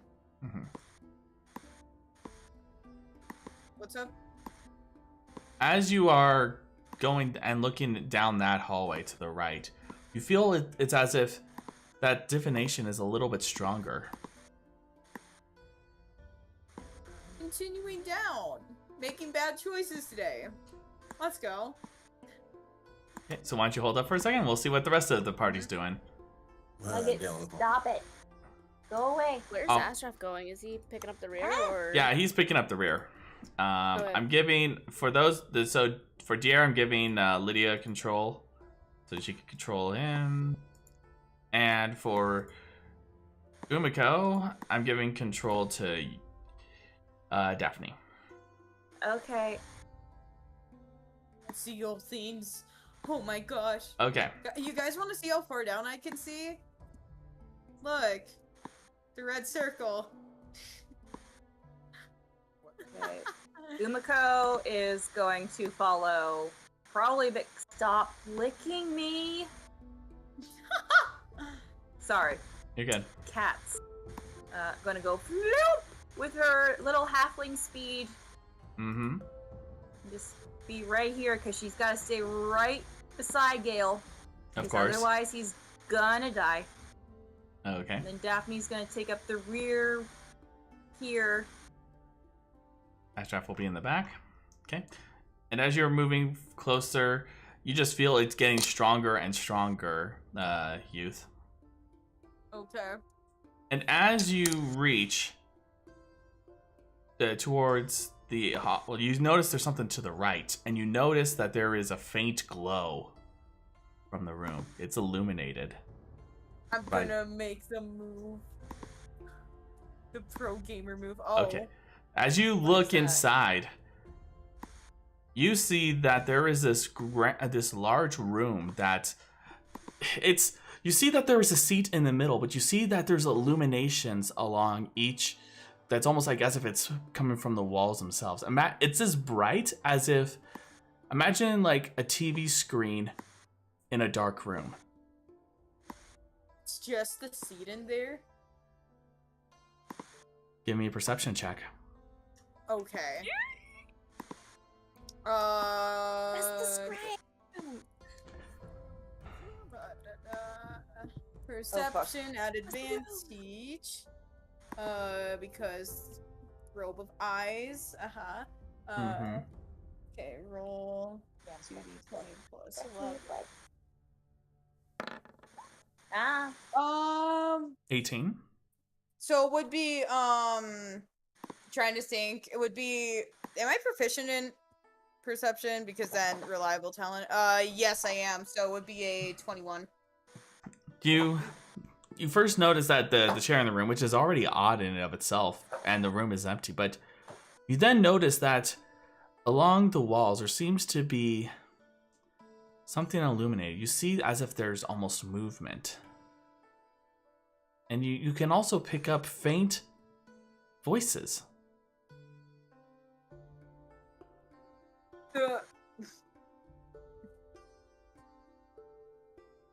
You know what? I'm gonna be a dummy. Don't be a dummy. It's fine, don't worry. Is the door open or is it closed? It's not even a door. It's just a hall. It's just a an hole entryway. in the wall. Yeah. Hole in the wall, essentially, yeah. Dylan's walking in. Okay. Oh, I was gonna stealth it. Thank you. All right, Delan, you walk in. We have passed without our trees. We're stealthing. Well, and he Dalen goes is, in ahead of me. And Dalen is invisible. Oh yeah, that's right. You are invisible, except to Dalen is Youth. invisible. Youth can see you though. That because robe of eyes. I'm just gonna watch him go in, and she just turns to the rest of the group with like the most horrified expression. Okay. What did he just go? Did he just go in? What's wrong? You only see her eyes panicked because of her mask, and she's like, Daphne is so confused. David went in. He's invisible. Why are we freaking out? Wait, he's invisible. I can see him because of my thing, and you just see all the eyes go wide open. But Dalen, I'm not sure if they have something else alike. Dalen's not saying anything, but he's looking around. Does he see anything? And as you are looking around, you see that there are various illuminations along the wall. And as you're looking around, you see that it's all along the side. You even notice that it's on the back of the wall too, as you look over your shoulder, and even up to the front. And as you see this, one of them catches your attention. See. As you hear the voice of the Duelist.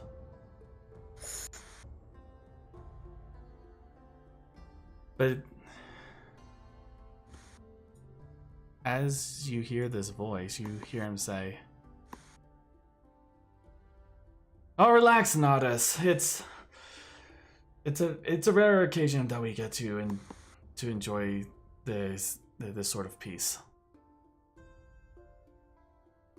Come, have a drink with me."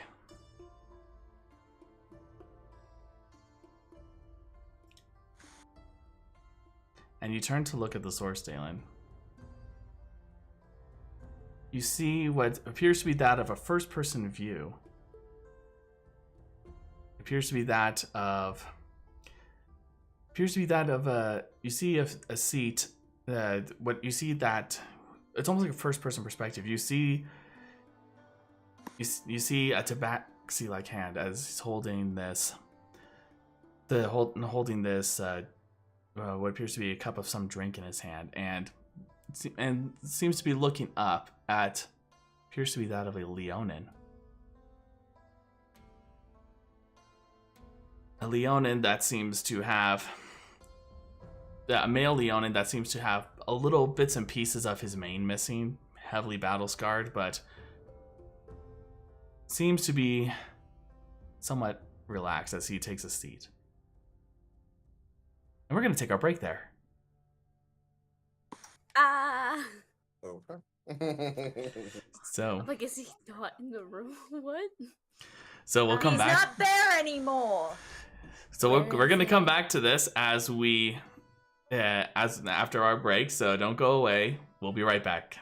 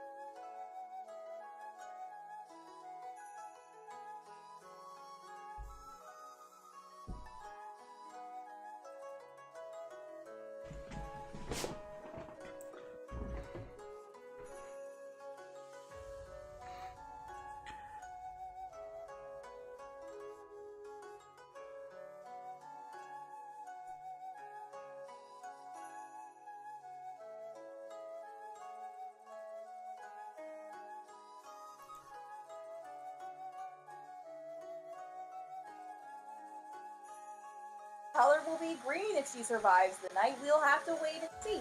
All I know is if we die, there will be no babies. Hello, and welcome back, everyone. You could give us a warning, Herald. You could look at your screen and see when he sits down and puts his earbuds in. That's what I do. As soon as he puts his earbuds in, I'm like, oh, we're starting any minute. Yeah, it looks like a few of the people are still, at least Dalen's still AFK. So we'll wait for him for a moment. But Everyone, just give him the silent treatment when he arrives. so What? also, oh yeah, one more thing wanted to mention is when we finally have our last players in for Ichor and Honor, aka campaign wrap up, I'm not going to be one hosting it this time around. What? Who's gonna host? Blondie? A particular druid. Blondie! She is going to run that. You guys get hostess, Blondie. Yep. Yay! So she's the one who's going to be who'll be running that. So she'll be running the Q&A and all that fun stuff. So yeah, this is going to be her little ship. We will ask about all the ships. That's it. Just ship relationship questions. That's it. All right. So let's go ahead and start up again. So where we last left off. As you are in this area, Delan. So where do I see, or I hear the voice, and I can see it. Where do I see it coming from? You see it coming from one of the windows. Okay. So he's gonna go over to the window, and does he see, like, he's not gonna get too close, but he's gonna get a little bit closer, just to get a better view. Is he able to, like, if he leans to one side, is he able to see, like, essentially, at an angle, or is it like looking straight on at a TV? It's basically as if he's looking straight on at a TV, like as in you're looking at it from the first person perspective of someone else. So he watches this for a moment, and then he immediately is just gonna start taking. He takes note of what he sees for a moment. Does he see anything besides the Leonin? Like, is the Leonin wearing anything that would stand out to him as being from a particular country? From what it's really hard to tell since he seems to be in just a very casual garb. But what you could tell though is that it seems to be a very tropical area, seeming to be resembling that of the False Confederacy.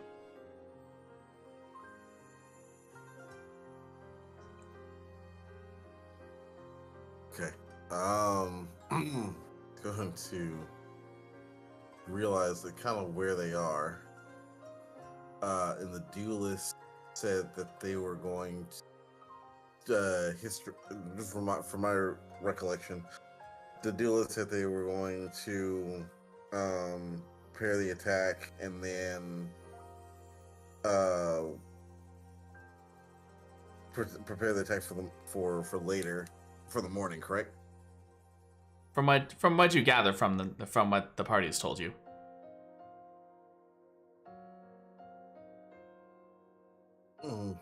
Delan staying quiet, but still has this moment of just like, fuck. Quickly moves his way quietly back to the group.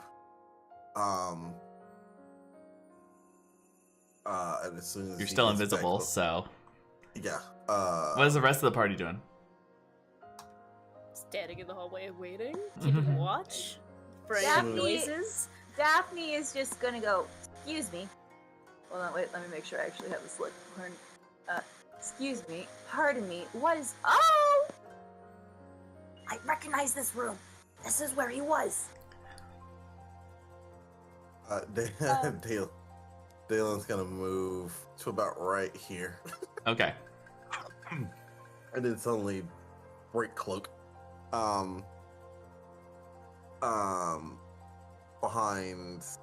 Basically behind Daphne and next to Diar. Mm-hmm. Don't be alarmed, it's me. I think they're in the Confederacy. I'm sorry? What do you mean they're in the Confederacy? He was just here. Teleportation. In one of those weird little windows, I saw someone looking through the eyes of someone else. Yeah. Yes. And As they're talking, you're gonna like just scout ahead. Okay. Yeah, Like going so- inside the room or going down the hall? Okay. So Just you'll going go ahead and do down that. it's like you see through someone else's eyes. Tabaxi. He was having a drink with a Leonin. Battle scar, looked all scruffed up. Did you hear a name? I did not hear any names. Oh no, wait, Nodis. Does that name mean anything to Daphne from the Confederacy? History check at advantage. Yes! What does youth see over here? Give me bedrooms? just one moment. Alrighty. Yeah. Got you. Hold on. Where's the skills? History at advantage, so that's one roll. And then that's 2.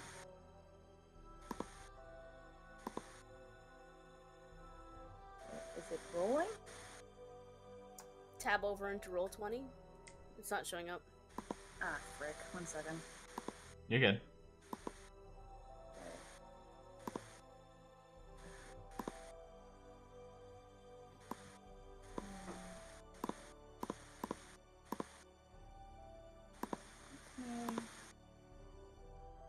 Try that again. Roll 1.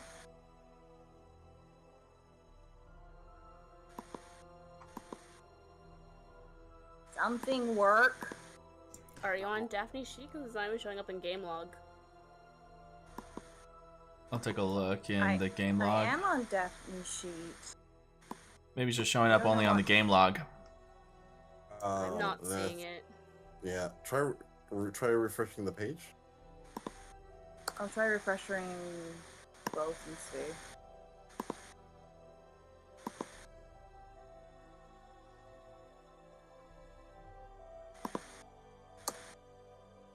Let's see if I can get something to work. Please tell me my internet's not being mean to me. Well, you're still I don't connected, want it. so Yeah. Alright, that's something at Maybe least. just physically type out the roll. Ah.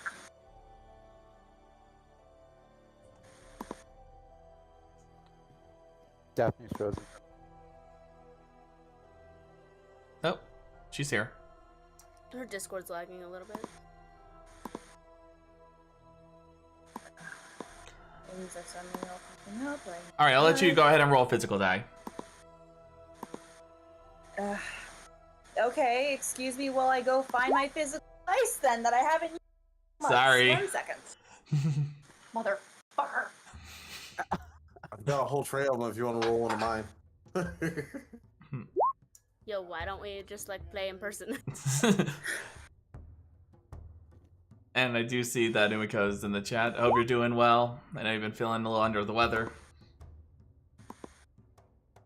Pick one. Umeko! Of course, nothing goes right for me tonight. Alright. Okay. I need a d20. I need one of my nice d20s that actually works for me. Alright, so I get this at advantage. I have +3. Mm-hmm. That's first one's a 12. Second one, that landed on my keyboard. Alright, so that is a 18. Naris is a name you have heard before, and it is actually the name of a Leonin that is considered one of the founding fathers of the False Confederacy. You would know that Naris is actually a former, before joining, he was a military commander for the Dratonian Empire that focused on the garrison in the False Confederacy. You know that he joined the revolution against the Empire and served as one of the military commanders. I'd like to say that is not physically possible, like in the fact that Knight of Dreams is alive, it might be. He was a part of the rebellion. He was one of the founding fathers of the rebellion for the Confederacy 500 years ago. Are you saying this could just be like a memory room? I mean, it's a possibility. Okay, well, if I'm somewhere in this embassy, and clearly Night of Dreams isn't in that room, so do we keep moving? Because we can't just sit in a hallway all night. I mean, probably. Daphne says. She keeps looking at the room, though, thinking, I could learn... And she has a look on her face that clearly says, I could learn so much history in there, though. But she's not saying it. I got it working! There we go. Yeah. Yay. Hey, acrobatics. You do a cartwheel. So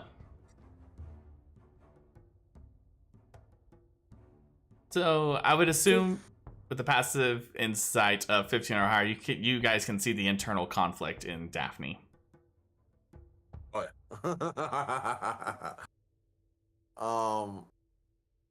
yeah. Yeah, I would say, like, anything like 15 or higher, you can see the internal conflict of, we have a job to do. But lore... If we survive and no one else is here, you can come back. Promise. Sure. Delan turns to Lydia. I have an idea. I have sending. If we need her, we can send for her. I am not staying by myself. With the he has a thing against me if you forget. How about if we have Diar stay here with you? How about we all just go find him and I come back later? Not enough. If it's still standing, you can come back later. At the mention of it still standing, Daphne's like, oh, right. Let's go. Is Ashraf just like chilling in the hallway, just waiting? Damn it. He's just keeping an eye on the back end right there. Let's go. You already ran up ahead. Let's go. I know, let's go. Redalia will have my hide if she ever finds out about this. Delan just kind of clenches his fist and turns invisible again. Okay. As you are moving forward, Youth, you see more of these small rooms, but the one thing that catches your attention is this torch. There doesn't seem to be any smoke coming from it. Yeah, you know what I'm about to do. What are you about to do? I'm gonna use Mage Hand to grab the torch. You try and reach out with the Mage Hand to grab the torch. Seems to be stuck in place. I'm gonna try moving it in different ways to see if it like does something. You still have to take. Go ahead, Delan. Oh, I'll say the room that Delan is looking in. Is that a chest at the foot of the bed? Oh yeah, it's a chest. Sure, if it's mimics. Delan's not gonna fuck with anything, but looking around, does he see anything of note in this room? Give me a perception check. Yeah, I still had detect magic up. You do feel a source of magic coming from the torch. 11. Though it's not going along the walls and everything. In fact, you notice that it seems to end in this room. In fact, it's once you are about here.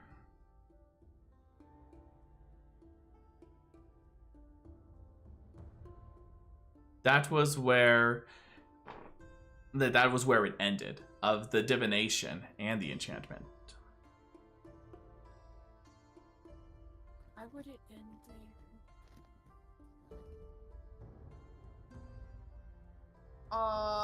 Okay.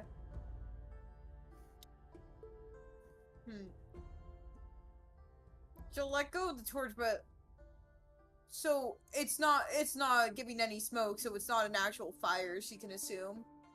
Considering that it's pinging with magic. Guys, do I do the dumb and try to put the fire out? I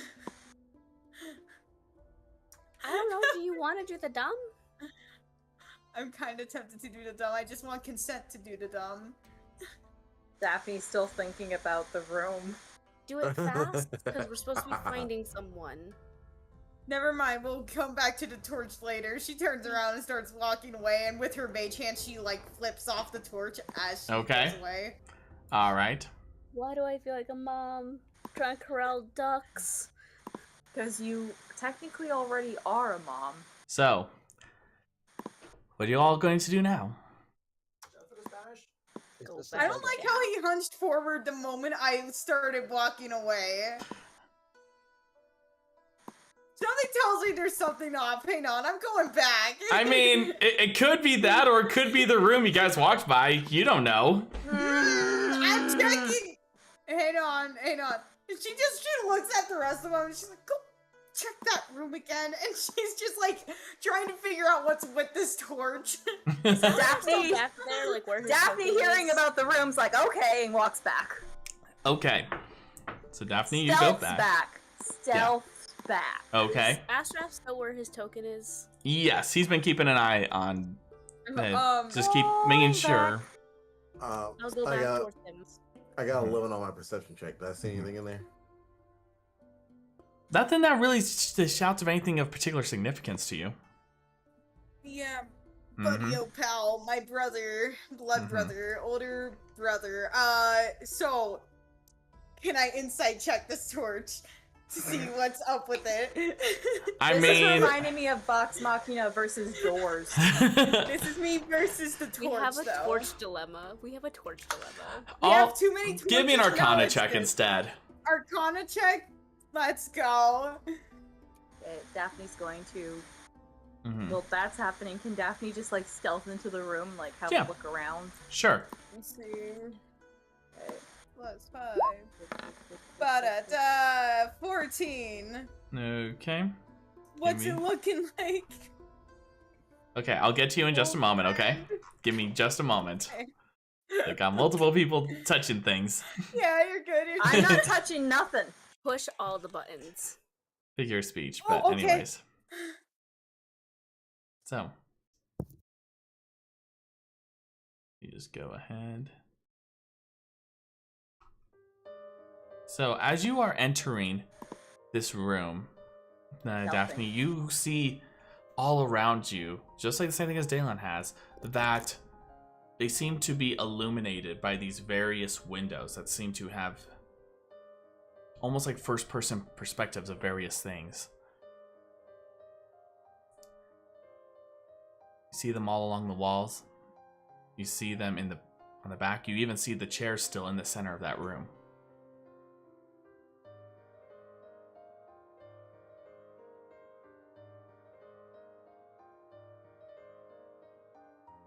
What do you do? Is there like things playing in the mirrors? Yeah, you see in these basically these windows, you see at the first person perspective of various events that seem to be happening. Okay. Daphne's gonna see if she can find the one that has the Leon that Delan was talking about. You would see it, and so you would, as you enter the room, you would find the one that he was speaking of, and you see this Leonin as he's just seeming to be talking very casually with the voice you recognize as Knight of Dreams, the Duelist.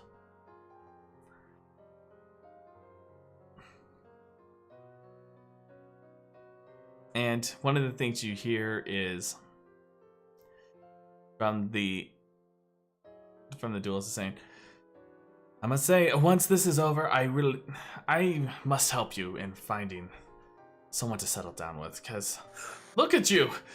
Besides all, and I don't mean your physique, but but the amount of scars that you have, it's a miracle you're even alive right now. You just hear the chuckle a hearty chuckle from the Leon, and before Nara says, what about you? What is your plans for once this is all over?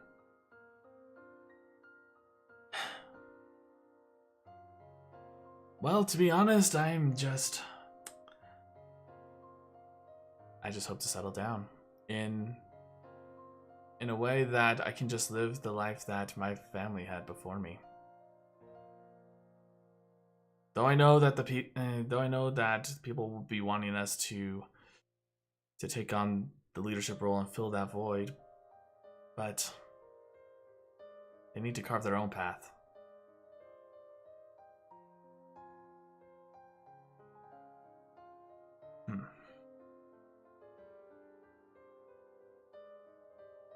Let's just see if you were able to say that to...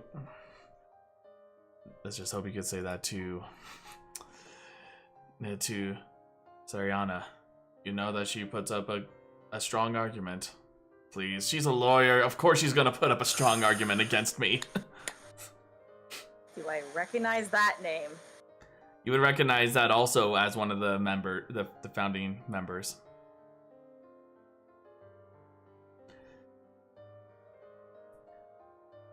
Hearing Daphne go quiet, I'm just gonna slip into the room behind her. Mm-hmm.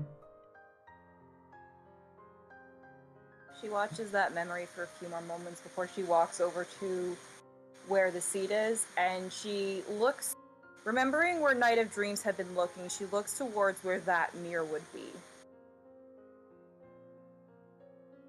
Because she remembers that it looked like they were leaving already. Now she has a theory of what she actually saw. So if she's like, she's not going to sit in the chair. She doesn't know what's going to happen if she sits in the chair. But standing in front of the chair, looking where Night of Dreams had been looking, what mirror is she looking at?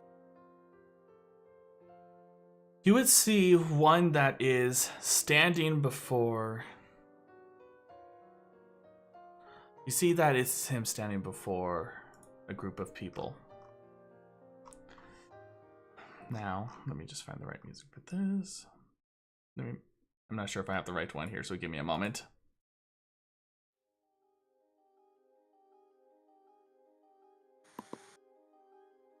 Are these core memories like we were talking about earlier? Sit in the chair! That's like, my brain's like, I want to sit in the chair. Oh, sorry, Daphne's got a... I guess I should probably move Daphne so she's like actually in front of the chair. Okay. Delan, what are you doing in here? As you are watching, you just hear him say,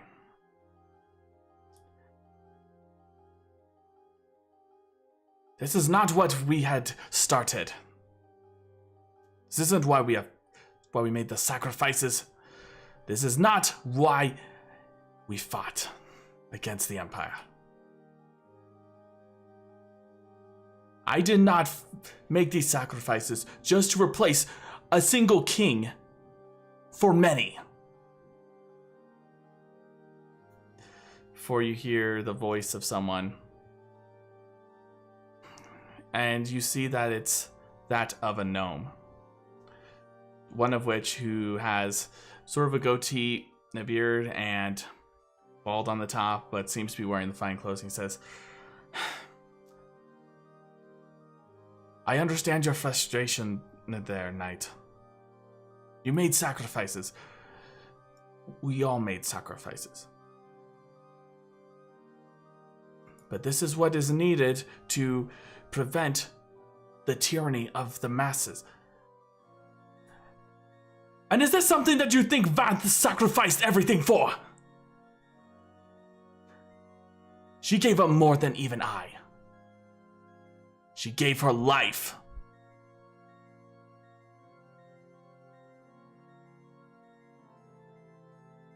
She gave up her life. Not only her life ended, but mine ended.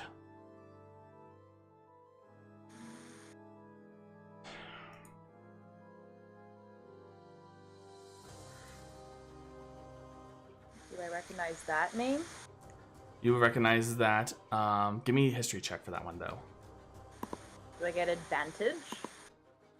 This one is going to be a straight roll, actually. Oh, dang! Are people in this room seeing this as well, or is it? If they're watching that particular window, then yes. The name sounds familiar, but it seems to be in passing. From what you have read. But you just hear Night of Dreams continue on.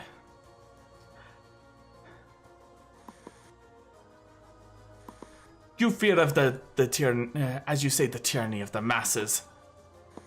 And so, with that fear, you made a deal. Great. It might as well have been that with the devil. You have decided to continue on, just like the Empire has. You are no better than that Emperor! None of you are!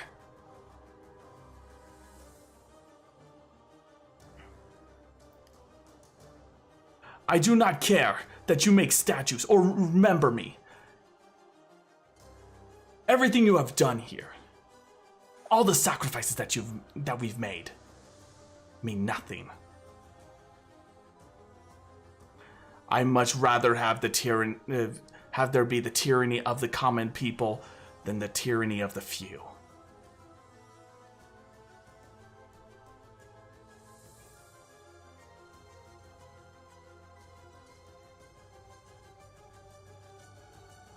You hear this time Nara speaking up. Is that really what this is about? Is this really about your criticism of the structure, or are you just simply lashing out at the loss of someone? Is this really why you fought? The only thing that I'm seeing is someone who did not even care. Who did not even care for for what we were fighting for. But instead, vengeance. You seeked vengeance this whole time. You should be thankful that we still honor your name. That honor means nothing for something that I have no part in creating. I did not create this government. I do not condone this. You will never have my support. This confederacy, as you call it, is nothing more than a soft tyranny.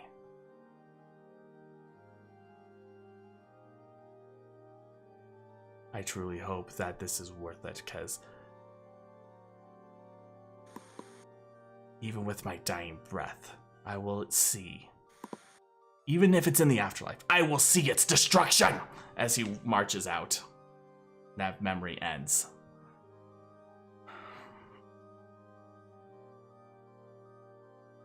Daphne's just silent.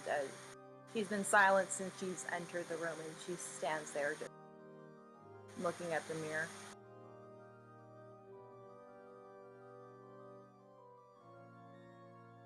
Gotta get going, Daphne. We do have to get going.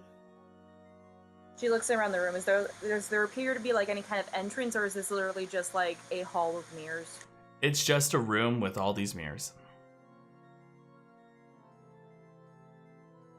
We need to find Itham.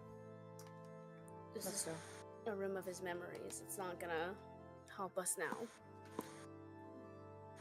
Question for sending. So, hold on a second. He has to say something.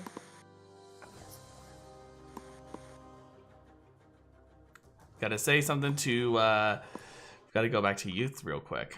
So Youth, as you're focusing on this torch while all of this is happening, what are you doing? I'm trying to figure out like what's with it because that's just unusual. So what do you? Because you said the magic. So with the tech magic up, you said that it stopped right over here. Yes. Yes, but it seems to be a different magic source with that torch. Do I know what school of magic it is? Using an action.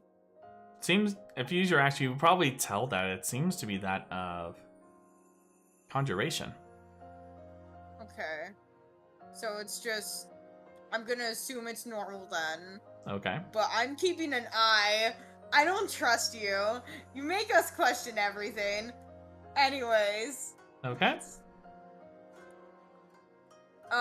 She's actually gonna go past Asterav.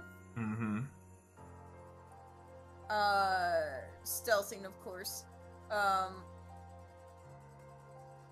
She's gonna go down the other hallway. There's a bit of a divot here on my end. Is there something down there or no, DM? Yeah, give me just a moment, okay? Okay, got you. So as you're all going down that hallway, Lydia and Daphne, you're still behind. Is there something going on, or?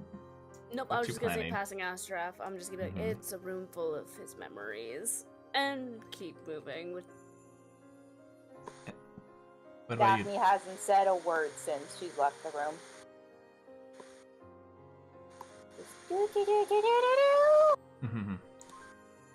So.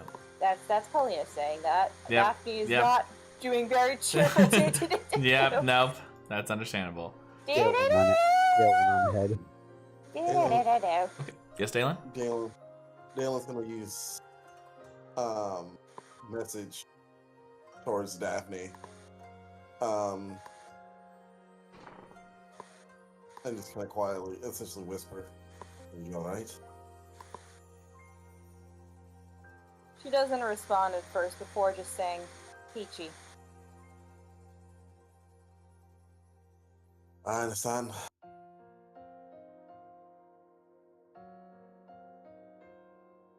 We have a job to do. Let's get it done and get out of here. So, Daphne, you go towards the torch. What do you do? First of all, I don't see anybody. Did everyone disappear? No, they went a different direction. So that's why I'm asking you. Wait, so you see the torch. I thought they went this way. You see the torch, but what are you doing? It's a torch. It's on the wall. But it doesn't appear to have any smoke from it. From the flame. Daphne takes out. She rips out a piece of paper from her journal and holds it up to see if it catches on fire. Okay. Delan, what are you doing? Dalen's watching this for a moment because he's going to see what happens first. As you hold the paper up to the fire, it doesn't burn it. Alright, next dumb thing, because Daphne's already stuck her hand to the thing she's not supposed to. She puts her hand in the fire. As you reach out towards the torch and you put your hand in the fire, Delan, before your eyes, Daphne's gone. Oh no! What? Are you kidding me? You were using mage hand, not your actual hand. I know. I'm just thinking. I was thinking of doing it, but then I was like, no. Please tell the others that Daphne's no longer here because she did a dumb. Yeah, definitely. Yeah.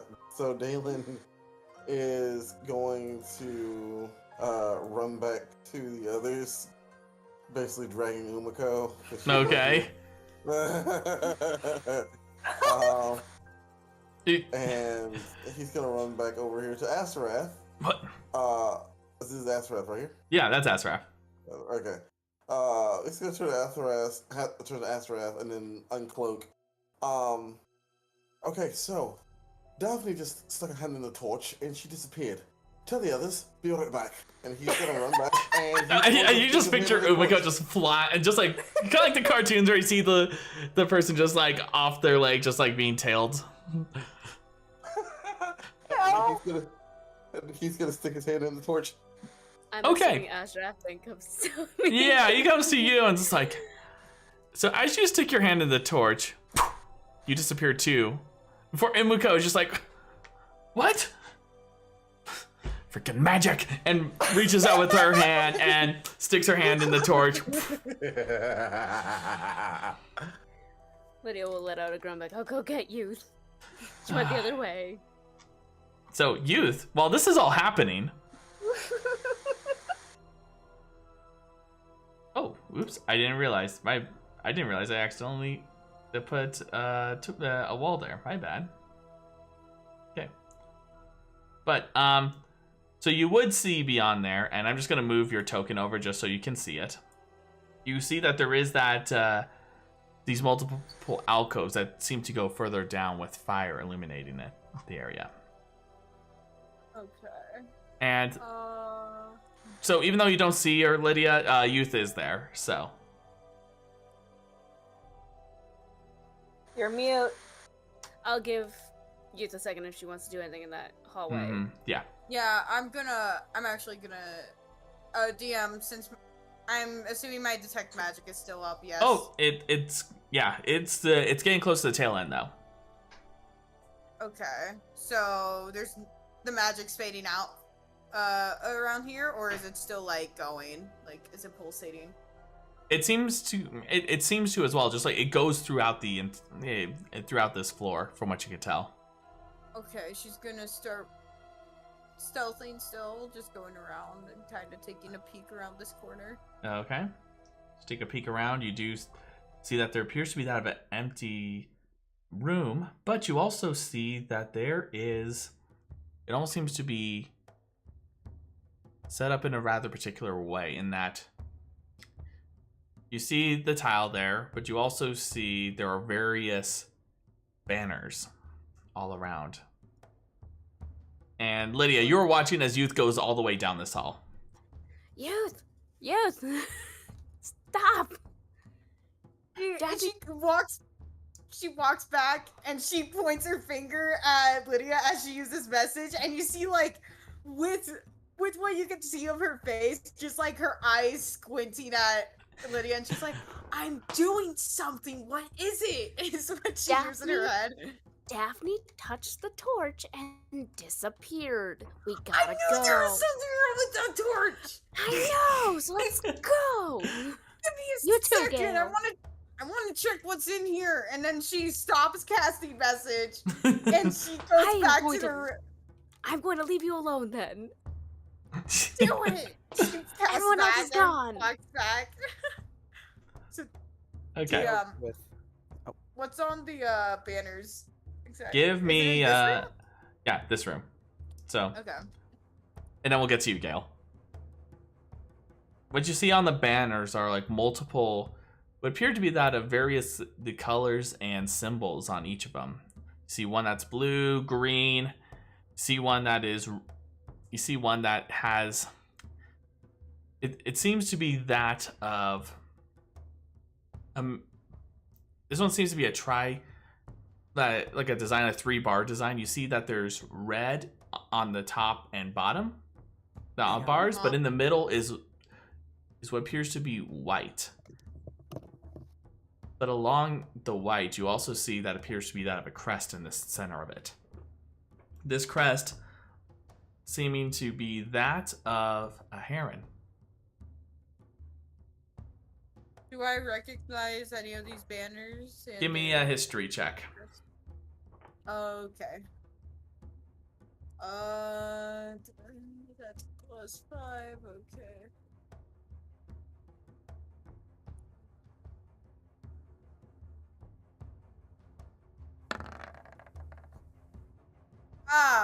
You have no idea. Damn, do we still allow the rerolls that we had previously? Do you have any left over? Yeah, I have my documents up with all of them. Okay, if you still have one left over, I'll allow it. Okay. Come on. 16. They're not exactly something from the Dratonian Empire. From what you gather, these probably seem to, just from the designs themselves, seem to be more that of the Confederacy style. Okay. So not really ones you have ever seen before, to be completely honest. Okay, so when I peek into this room, is there anything in there? You see what appears to be that of a rack full of various weapons, wall to wall. No magic coming off of them? Nope. Same thing with this room? In that room, it appears to be that of a sort of rest area, as you see that there is... You find things that are like buckets and cloths, seeming to be that for like a wash and such after, say, a workout. And then, oh, I see. You do see a narrow hallway as well. It seems to go descend downward. Is there any magic going into here? You still see the pulsing. I'm sorry, party. I must. She's gonna go down. Okay, so Youth is descending down the stairs alone. The rest of you, Gale, what are you doing? Gale, As you notice Lydia and Astraf going off the other direction. Gale's going to point to Lydia before she leaves. Should I follow Youth? Or should I follow you guys? Technically, you're supposed to be staying with Umeko, Gale. It's true. Youth, remember those like 6 months Youth went off on her own?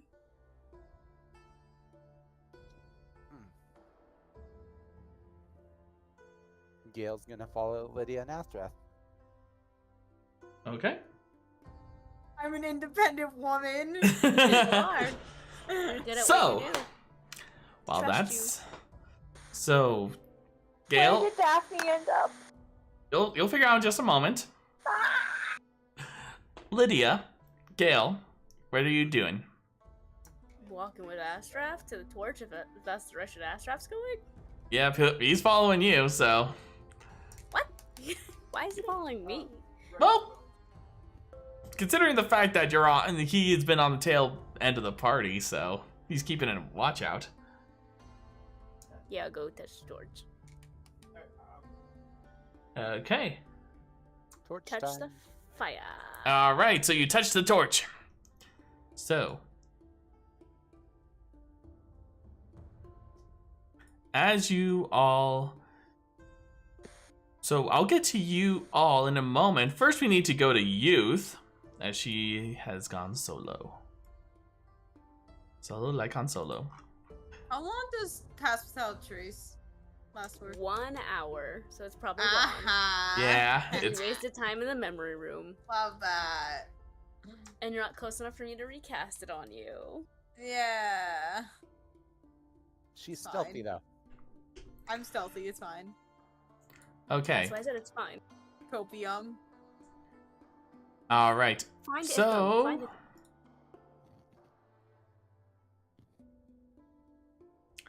Youth, you make your way down the stairs. Mm-hmm. Look to the top right corner. As you curve your way down the stairs, you find yourself in a bit more of what appears to be that of the lower level, the first floor. As you hear what appears to be more idle chatter, it seems this one is a bit more active, to say the least, in regards to people being around. From what you can hear anyways, with your passive perception. Goodness. So what do you do? Hug the wall. Take a peek. Alright. Give me a stealth check. Though you do not have the pass without a trace, though. Yep. Gotcha.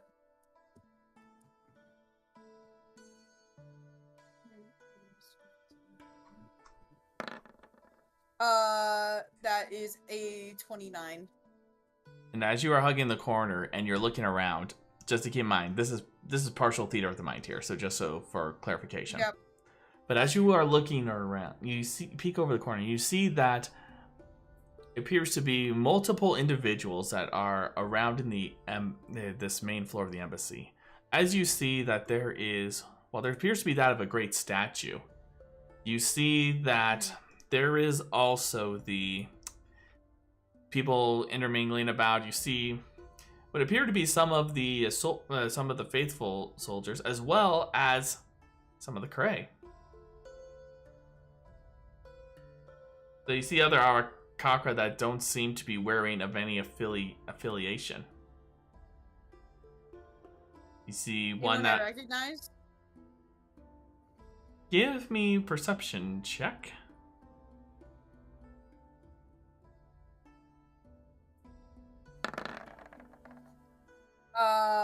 So that 22? should be a 23. 23, okay. So as you're looking, you do see one individual, though you can't exactly see them as they are partially obscured. You do see that they are sitting at one of the benches and also seeming to be slightly hunched over as they're talking to someone.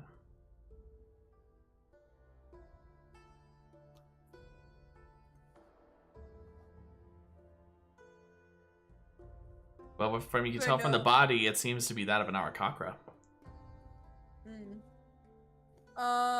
Let me check something real quick on my sheet.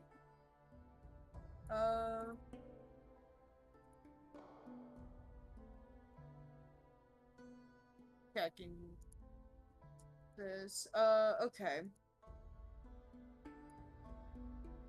So, find familiar, but have him take spider form. Okay. And she's gonna, let me get this up. What she's gonna do is she's gonna go back around the corner here. Okay. And use her action to see through it and get a better angle to look at who it is. Okay, so I am going to need you to roll me a dexterity check. Okay. With spider's dex? Yeah, spider. The spooter. Okay, let's see. Spooter.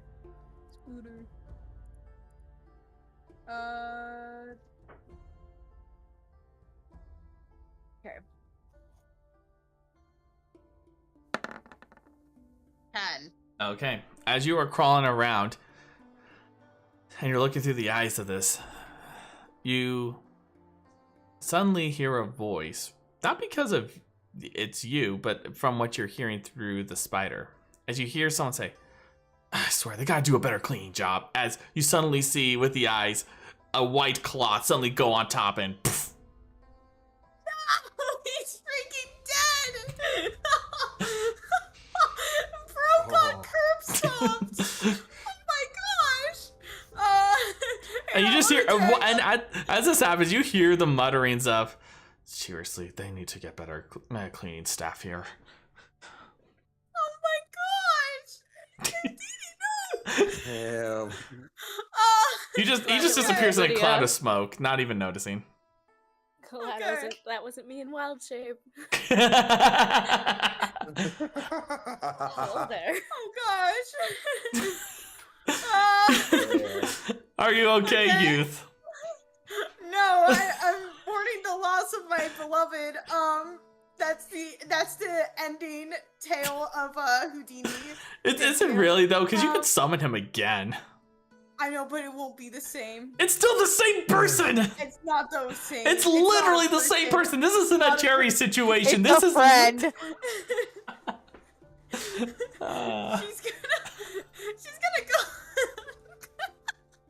We'll give you a break, okay? No. She's gonna look back around. Is there any way for me to peek the corner? You peeked it earlier. Okay, but I mean, like, is there anything further down? Like, if I were to peek it. You do see, as you are looking around the corner, you do see Itham.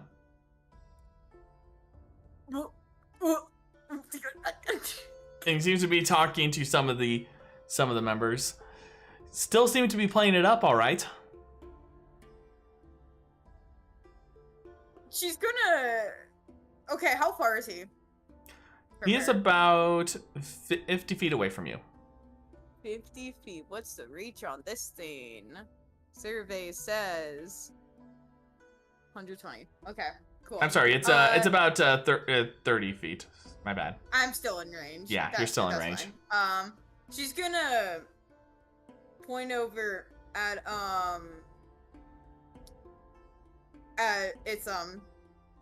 and use message, and she's gonna say, sorry, I'm trying to think of words. English failed me. She's gonna say to him,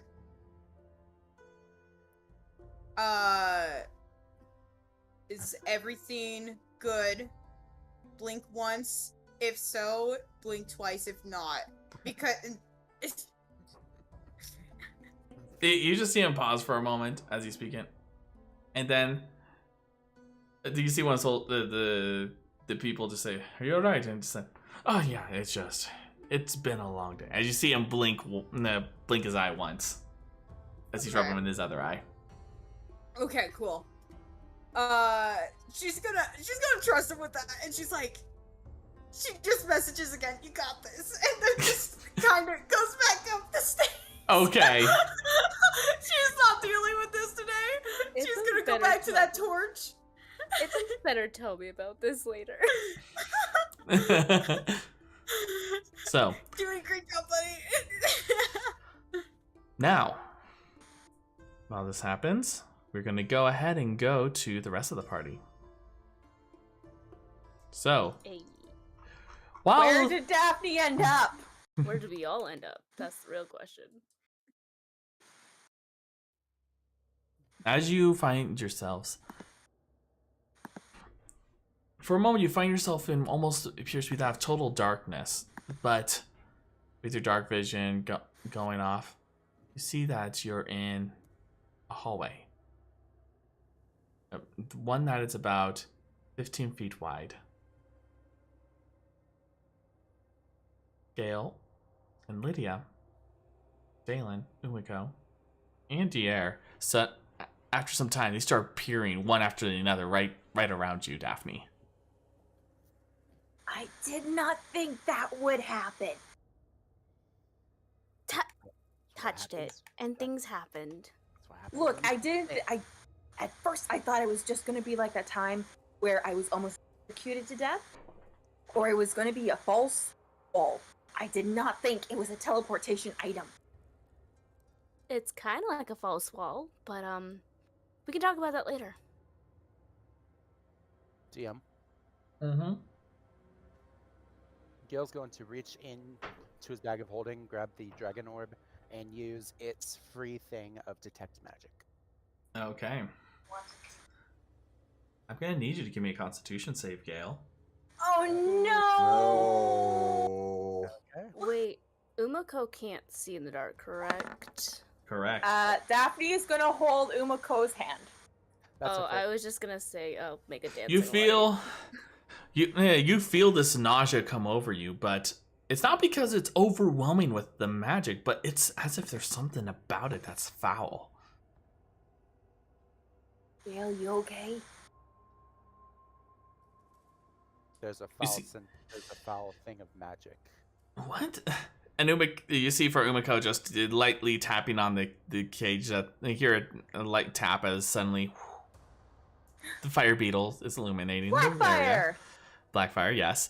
But then you just hear say, "Oh, what the hell is that?" What? And you look all along the ground. It seems like almost like webs that are on the ground and on the wall, but it's not spider silk. Appears to be that of something purple, almost gelatinous even. Oh no. And Oh, yummy. it just almost as if someone just took recently chewed gum, just smeared it everywhere. Well, Dalen's gonna pull out Sheila, his flame tongue sword, and it's gonna say ignite, and it's going to light up. It gives 40 feet of light, 40 feet of bright light, and then 40 feet of dim light, additional. He's gonna hold it up and just try to give a better view of what's going on. It appears we are in a sticky situation. Lydia will summon her 4 dancing lights and send them out like 120 feet just to see how far this goes. Daphne's gonna turn behind her and see if there's another torch she can grab to get out of here. As you look behind you, you see there is nothing else. There's just a wall there. Well, fuck. But you also see that it seems as you are as the lights are illuminating the area, you hear from Astraf as he just as he looks down at the ground and what he's stepping on. This is gonna be interesting. Why? Do you know what this is? No. Never seen anything like this before. All right. Daphne's gonna look down. Does she recognize this from her books? Go ahead and give me either nature or survival. Would Delan recognize? partake in this as well, DM? Like if I'm poking it and playing with it? I'll get to you in just a moment. 1 second. Oh, And would Delan recognize this from any of his pirate travels? You've never seen anything like this. I'll be right back. Come on. Come on. Are we able to move? Or That is Okay. a 12. You look over this. It seems to be like some sort of strange membrane, but it kind of reminds you a little bit of just from the way it settles and how the texture is. It almost reminds you a little bit of either the algae or even sometimes the like the beginning stages of some sort of an anemone or something from the sea. You know, it has that sort of ooze, slimy texture to it. As you see Lydia poking it, and she removes her finger, you just see part of it just like almost like tethers to, as you see part of it just stretch out but still stuck to the ground as well. It's like a membrane. Oh, I hope we're not like the garbage disposal. I don't think this would be a garbage disposal. Why would they? Well, if it eats the garbage, it would be. Or anything that comes down here.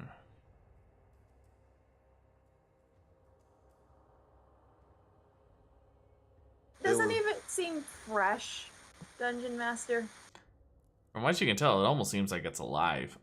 Like, as in nature Ooh. alive. It's not moving or anything, but it's just there. Does the floor, like, Dalen's gonna, like, put his foot on, like, it's gonna, like, move his hoof against the ground. Does it feel like it's soft or fleshy? You just, as you take a step, you just hear. He's gonna stab at the ground. And I'm gonna roll for this real quick. Okay, Dalan, give me a dexterity save real quick. Lydia? Yes. On behalf of our mother, I am 19. asking you, would you like to join us for dinner? I did respond to that text, by the way. Oh, it didn't Nice. show. It's all good. 19. Yeah, but yes, I did. I will be joining. Okay. Oh, now it shows up. I'm just lagging, as always. Okay. So, Lydia, when you touched it, and you pulled your finger back, it just, part of it, like, got stuck, like, stretched it, but then it went back. Okay. So you quickly, as you stab it, you suddenly see, like, some sort of fluid shoot out from it, and you just quickly move your head out of the way. You don't know what that was, but you definitely did not want that to go in your eye. Dalen looks around. Why do I feel like it was in my stomach? I mean, you thought that the building was alive, so... I mean, I was partially joking about the garbage disposal thing, but... Dalen's eyes go like bright, just go like super wide for a moment, and then he slowly turns to Daphne. You don't think the building is a... You don't think this entire building's a giant fucking mimic, do you? Now, Jalen, uh, That would be amazing. Sorry. I'm just In saying. its stomach! What? okay, Sorry. I don't think it could be a mimic, because if it was a mimic, it would have tried to eat the guards by now. We might be in like a hallway mimic, though. That is definitely a possibility I will not dispose of. We could also be facing like a gelatinous cube. What if And the this mimic could just just doesn't be know its- we're inside of it? Like, what if we're like a parasite or an illness? It just doesn't know. Like an infection. How about we walk down the hallway? Yeah. Let's go. Because we got things we have to do. I am trying to not think of things. I need to stab something. But this is so cool. Tell you what, you can take a vial full of it and add it to your little collection of weird things. Is this where Tareth gets it from? Yes. You Yeah. collect weird nature things. He collects bones. I'm pretty much. Bones are nature, Daphne.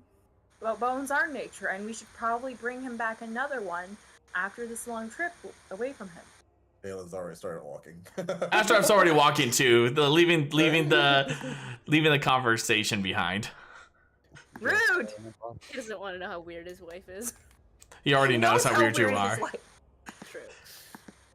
So, I can't see us, by the way. don't worry, we're not there yet.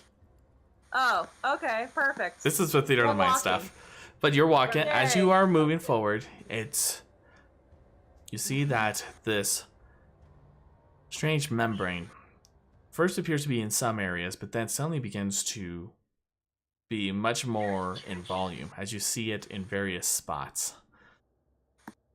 You see what appears to be in some areas almost like small holes that almost seem natural. That seem to be almost on the inside of it, like as if it just happened over time in evolution.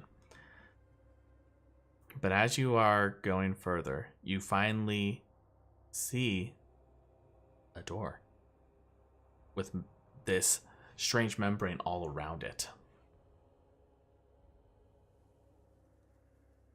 But you also notice from the crack below, between the floor and the door,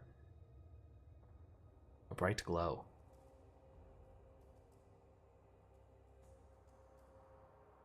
Opening the door. All right. So Gale, you move forward and open the door. As you open the door, you see before you this light that suddenly just dominates the area. As you see what appears to be that of a great big, almost like a gem. Though it's so bright, it's really difficult to look at. But you see before you see from the outlines that it is in the shape with 12 sides, perfectly carved. You just see it's glowing brightly, dominating this room with this ice blue aura. It is about, I would say, let me take a look real quick at my notes for this.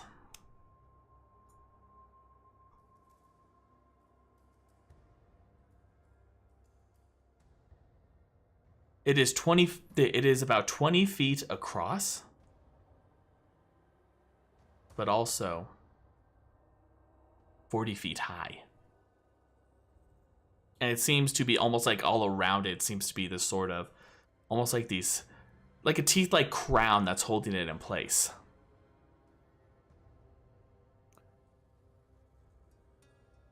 Pretty sure I may have just found that beacon thing.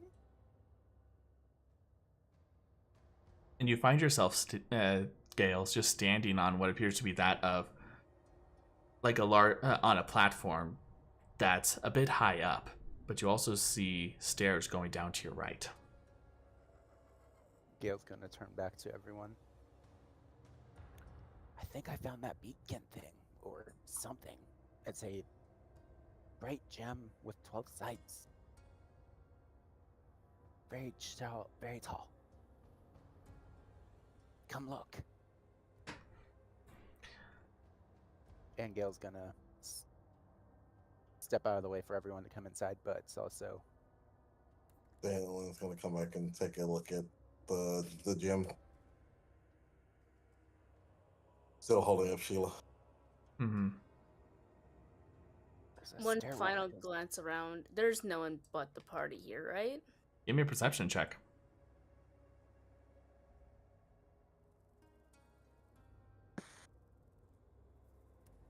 Give myself guidance. I hope Ithan's doing okay. Do not distract me on that right now. You totally distracted me on that. 15. Seems there's no one else in this room. Okay, make my way into the gem room. Mm-hmm. So you're all on this platform now. You look down and you do see it there. You also see the staircase that's to the right. Gale's gonna go towards the staircase. Okay. Umeko. Delan, come on. Dalen's following. Okay. Look back at Ashraf, be like, what do you think? I am not liking this at all. What if this is the beacon? I was gonna say, yeah, what if this is the beacon? But shouldn't we be finding the duelist? What if we destroy this beacon? Because then we're gonna have everyone on our ass within like 5 What if seconds. we destroy the beacon and it destroys us with it? Like, what if it's a large explosive? Are you doing this at the platform or I mean this Daphne's conversation? not on the platform. Okay. Daphne's been looking at the giant floating crystal. It's not floating, it's on the ground. Oh. Below. Wherever Ashraf is. So, hypothetically, if this is the beacon, hypothetically, it's a magical item.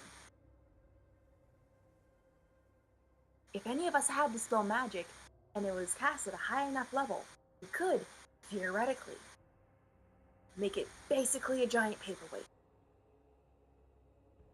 Who has dispel magic, though? I don't. Lydia, you wanna use this? You wanna dispel this magic? Maybe this will be like a side thing, like we'll come back later after we deal with the duel. Well, since you want to deal with me now, why don't we deal with this right here? Motherfucker! Motherfucker! As you are in this room on the lower end, near at the bottom of the staircase, you see someone enter from the seeming to be appearing from the shadows. As you Go, happy 2 years, let's go. so Is there enough time for a battle, though? Can Hold we on. make it a fast battle? hold on, I mean, I can just hold disintegrate on, him. hold on, Holding! hold, Ordor. So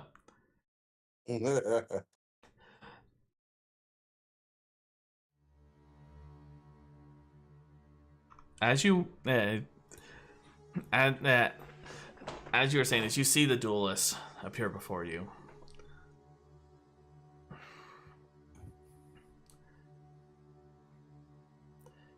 And a feeling something might have been a little off.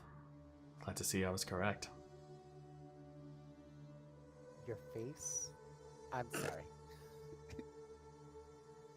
Dalen turns towards the voice and holds up towards, not really an attacking posture, but more just holding it like almost like a torch, and turning to the duelist. Well, I see you finally slithered your way down here. He's a tabaxi, not a snake. Oh, Yes, never mind. He is a tabaxi. I see that you still haven't lost your skills in speaking while having your hearing blocked off. As he's looking at everyone, going from one to the other. So, you've come to this humble abode. Found something that caught your interest. Now, despite knowing how much of the lack of mannerisms you all have, I will, by my honor, ask each of you, is there anything you wish to say or discuss before we begin?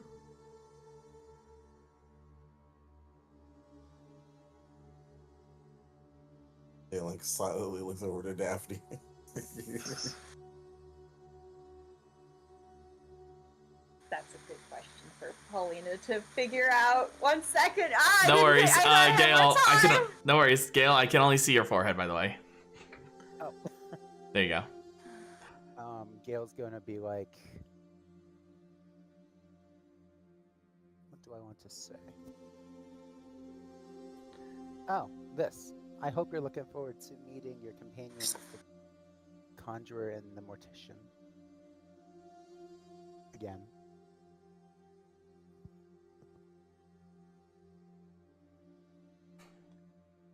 Please. They're just a means to an end.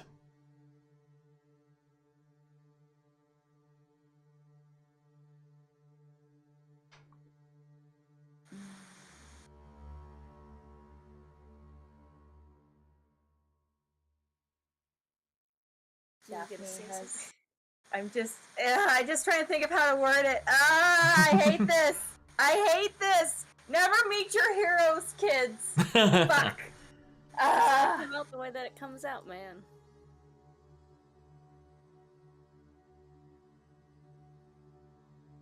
Speak now. or I hold your have peace. nothing to say to someone who has long since been dead.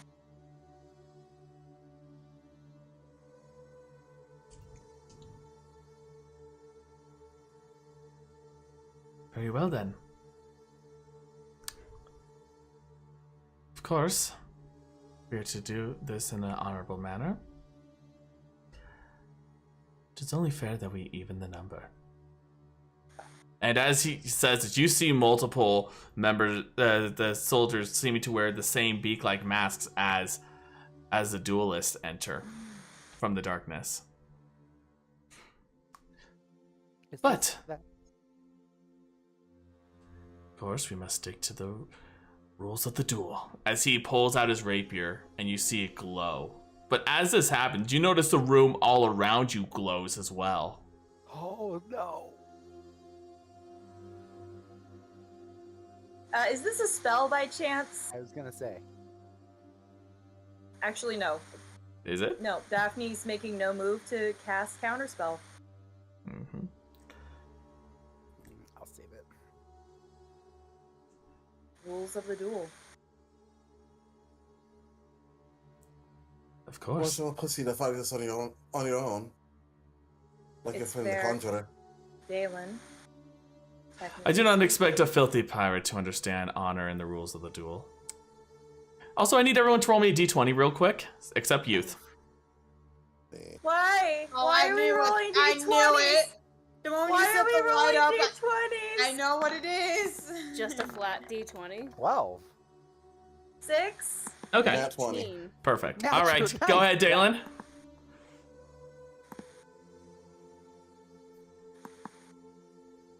He just called you a filthy pirate who does not have a sense of honor.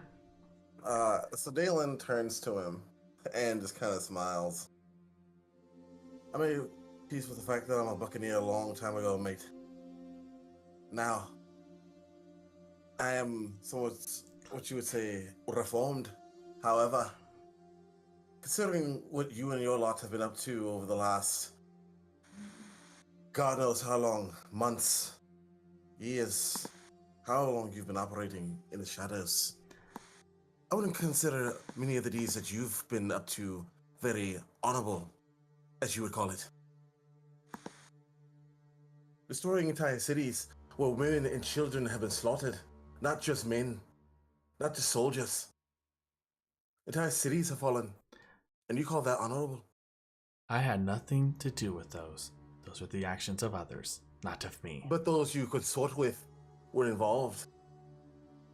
It's very easy to call So yourself by honorable when that you're logic, detached from then you those- and your ship, you are no different. Even if you claim to be reformed, you are nothing but a filthy pirate, and that will never change. You will never have the honor that you once had. You are nothing but a roach in the society that which you've grown from. Delan points his sword to him. A man who can recognize his wrongs and accept them can seek redemption in the eyes of his gods and his people. Redemption.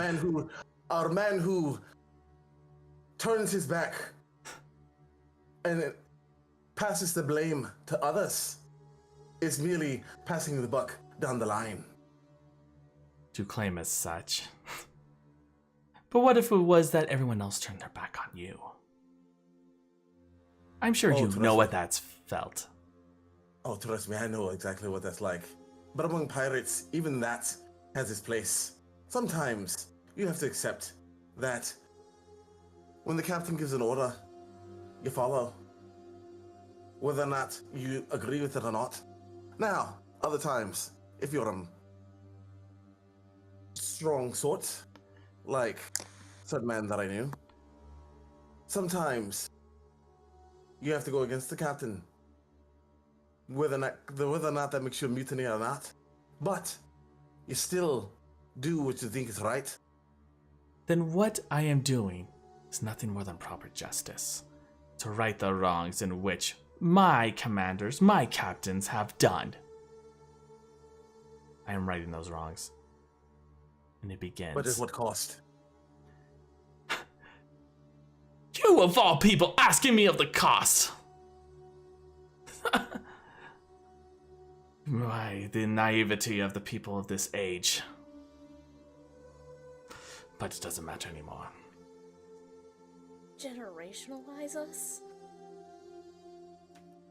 Gale's hands are gonna glow the dark purple. Mm-hmm. What you gonna do? He's gonna look at the beacon Mm-hmm. and look at the duelists. Mm-hmm. Well, possibly a beacon. Mm-hmm. What's stopping me from ending whatever the hell that thing is right there?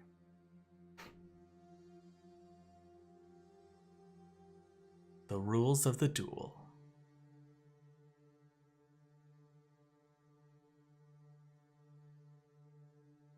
I've never been known to follow the rules.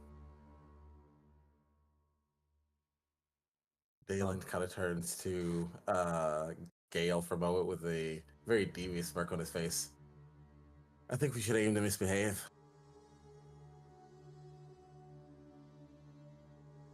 I would like to note that every time those two diss the rules of dueling, Daphne does grimace because they're basically shit talking her entire culture back home. Lydia's just standing there like straight face, no emotions, like, alright. Yeah. Yes. Use would be going back to touch the torch. Oh yes, I'm considering that while this is happening. This is all happening while you went to stealth and then going back and all that. So I am keeping that in mind. Don't worry.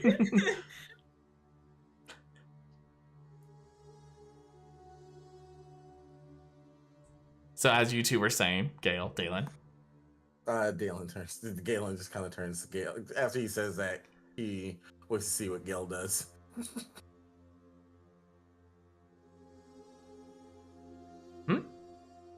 After he says No, Gale, just his mic didn't go off. Oh, sorry.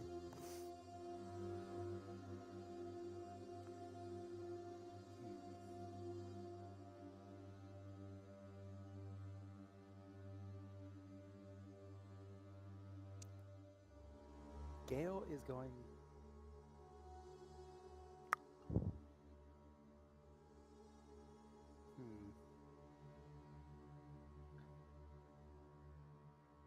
Fuck it. Gale's gonna use Eldritch Blast on this beacon. Okay. As you go to cast your Eldritch Blast, it goes flying off towards it. But then as it goes to make impact, it just nothing. It disappears. You are bound by the rules of the duel. You are bound by the code of honor. And when we come back, we're gonna roll initiative. I was gonna ask, does Daphne know what's happening? Because if what's happening is what I think is happening, Daphne is like, oh fuck, we're screwed. Give me an Arcana check at advantage real quick. Thank you. Because I think I know what's happening. Da. Come on, hurry, quick. Arcana. Advantage. There's 1. There's 2. Yep. 25. You can tell that this room seems to be almost like an amplification of what had happened to Thal on that day.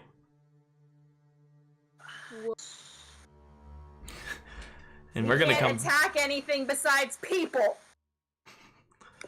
Compelled duel? Basically. Only it's the whole room. We can't attack anything besides the people. Oh. Yep. So we're gonna come back to that for next time, but just want to quickly say. I thought you said we were going on break. No. We come back next week. Yeah, next week. Daphne, we are missing 2 players. We can't have major plot progression battle without 2 players. Besides, it's already been 3 hours, so. But we wasted time in the memory room. That was not wasted. Oh man, That but was important for character transgressions. But yes, thank you all so much for hanging out with us. It was awesome having you all here for this 2-year anniversary. We will be back next time with the Ichor in honor, but also do catch Revive Pandemic on Thursday at 7 o'clock Pacific Standard Time. Have a good night, everyone. Stay safe, stay healthy, and we'll see you again next time. Bye-bye. Happy 2 years, guys. Happy 2 Happy years. 2 years. Happy 2 years.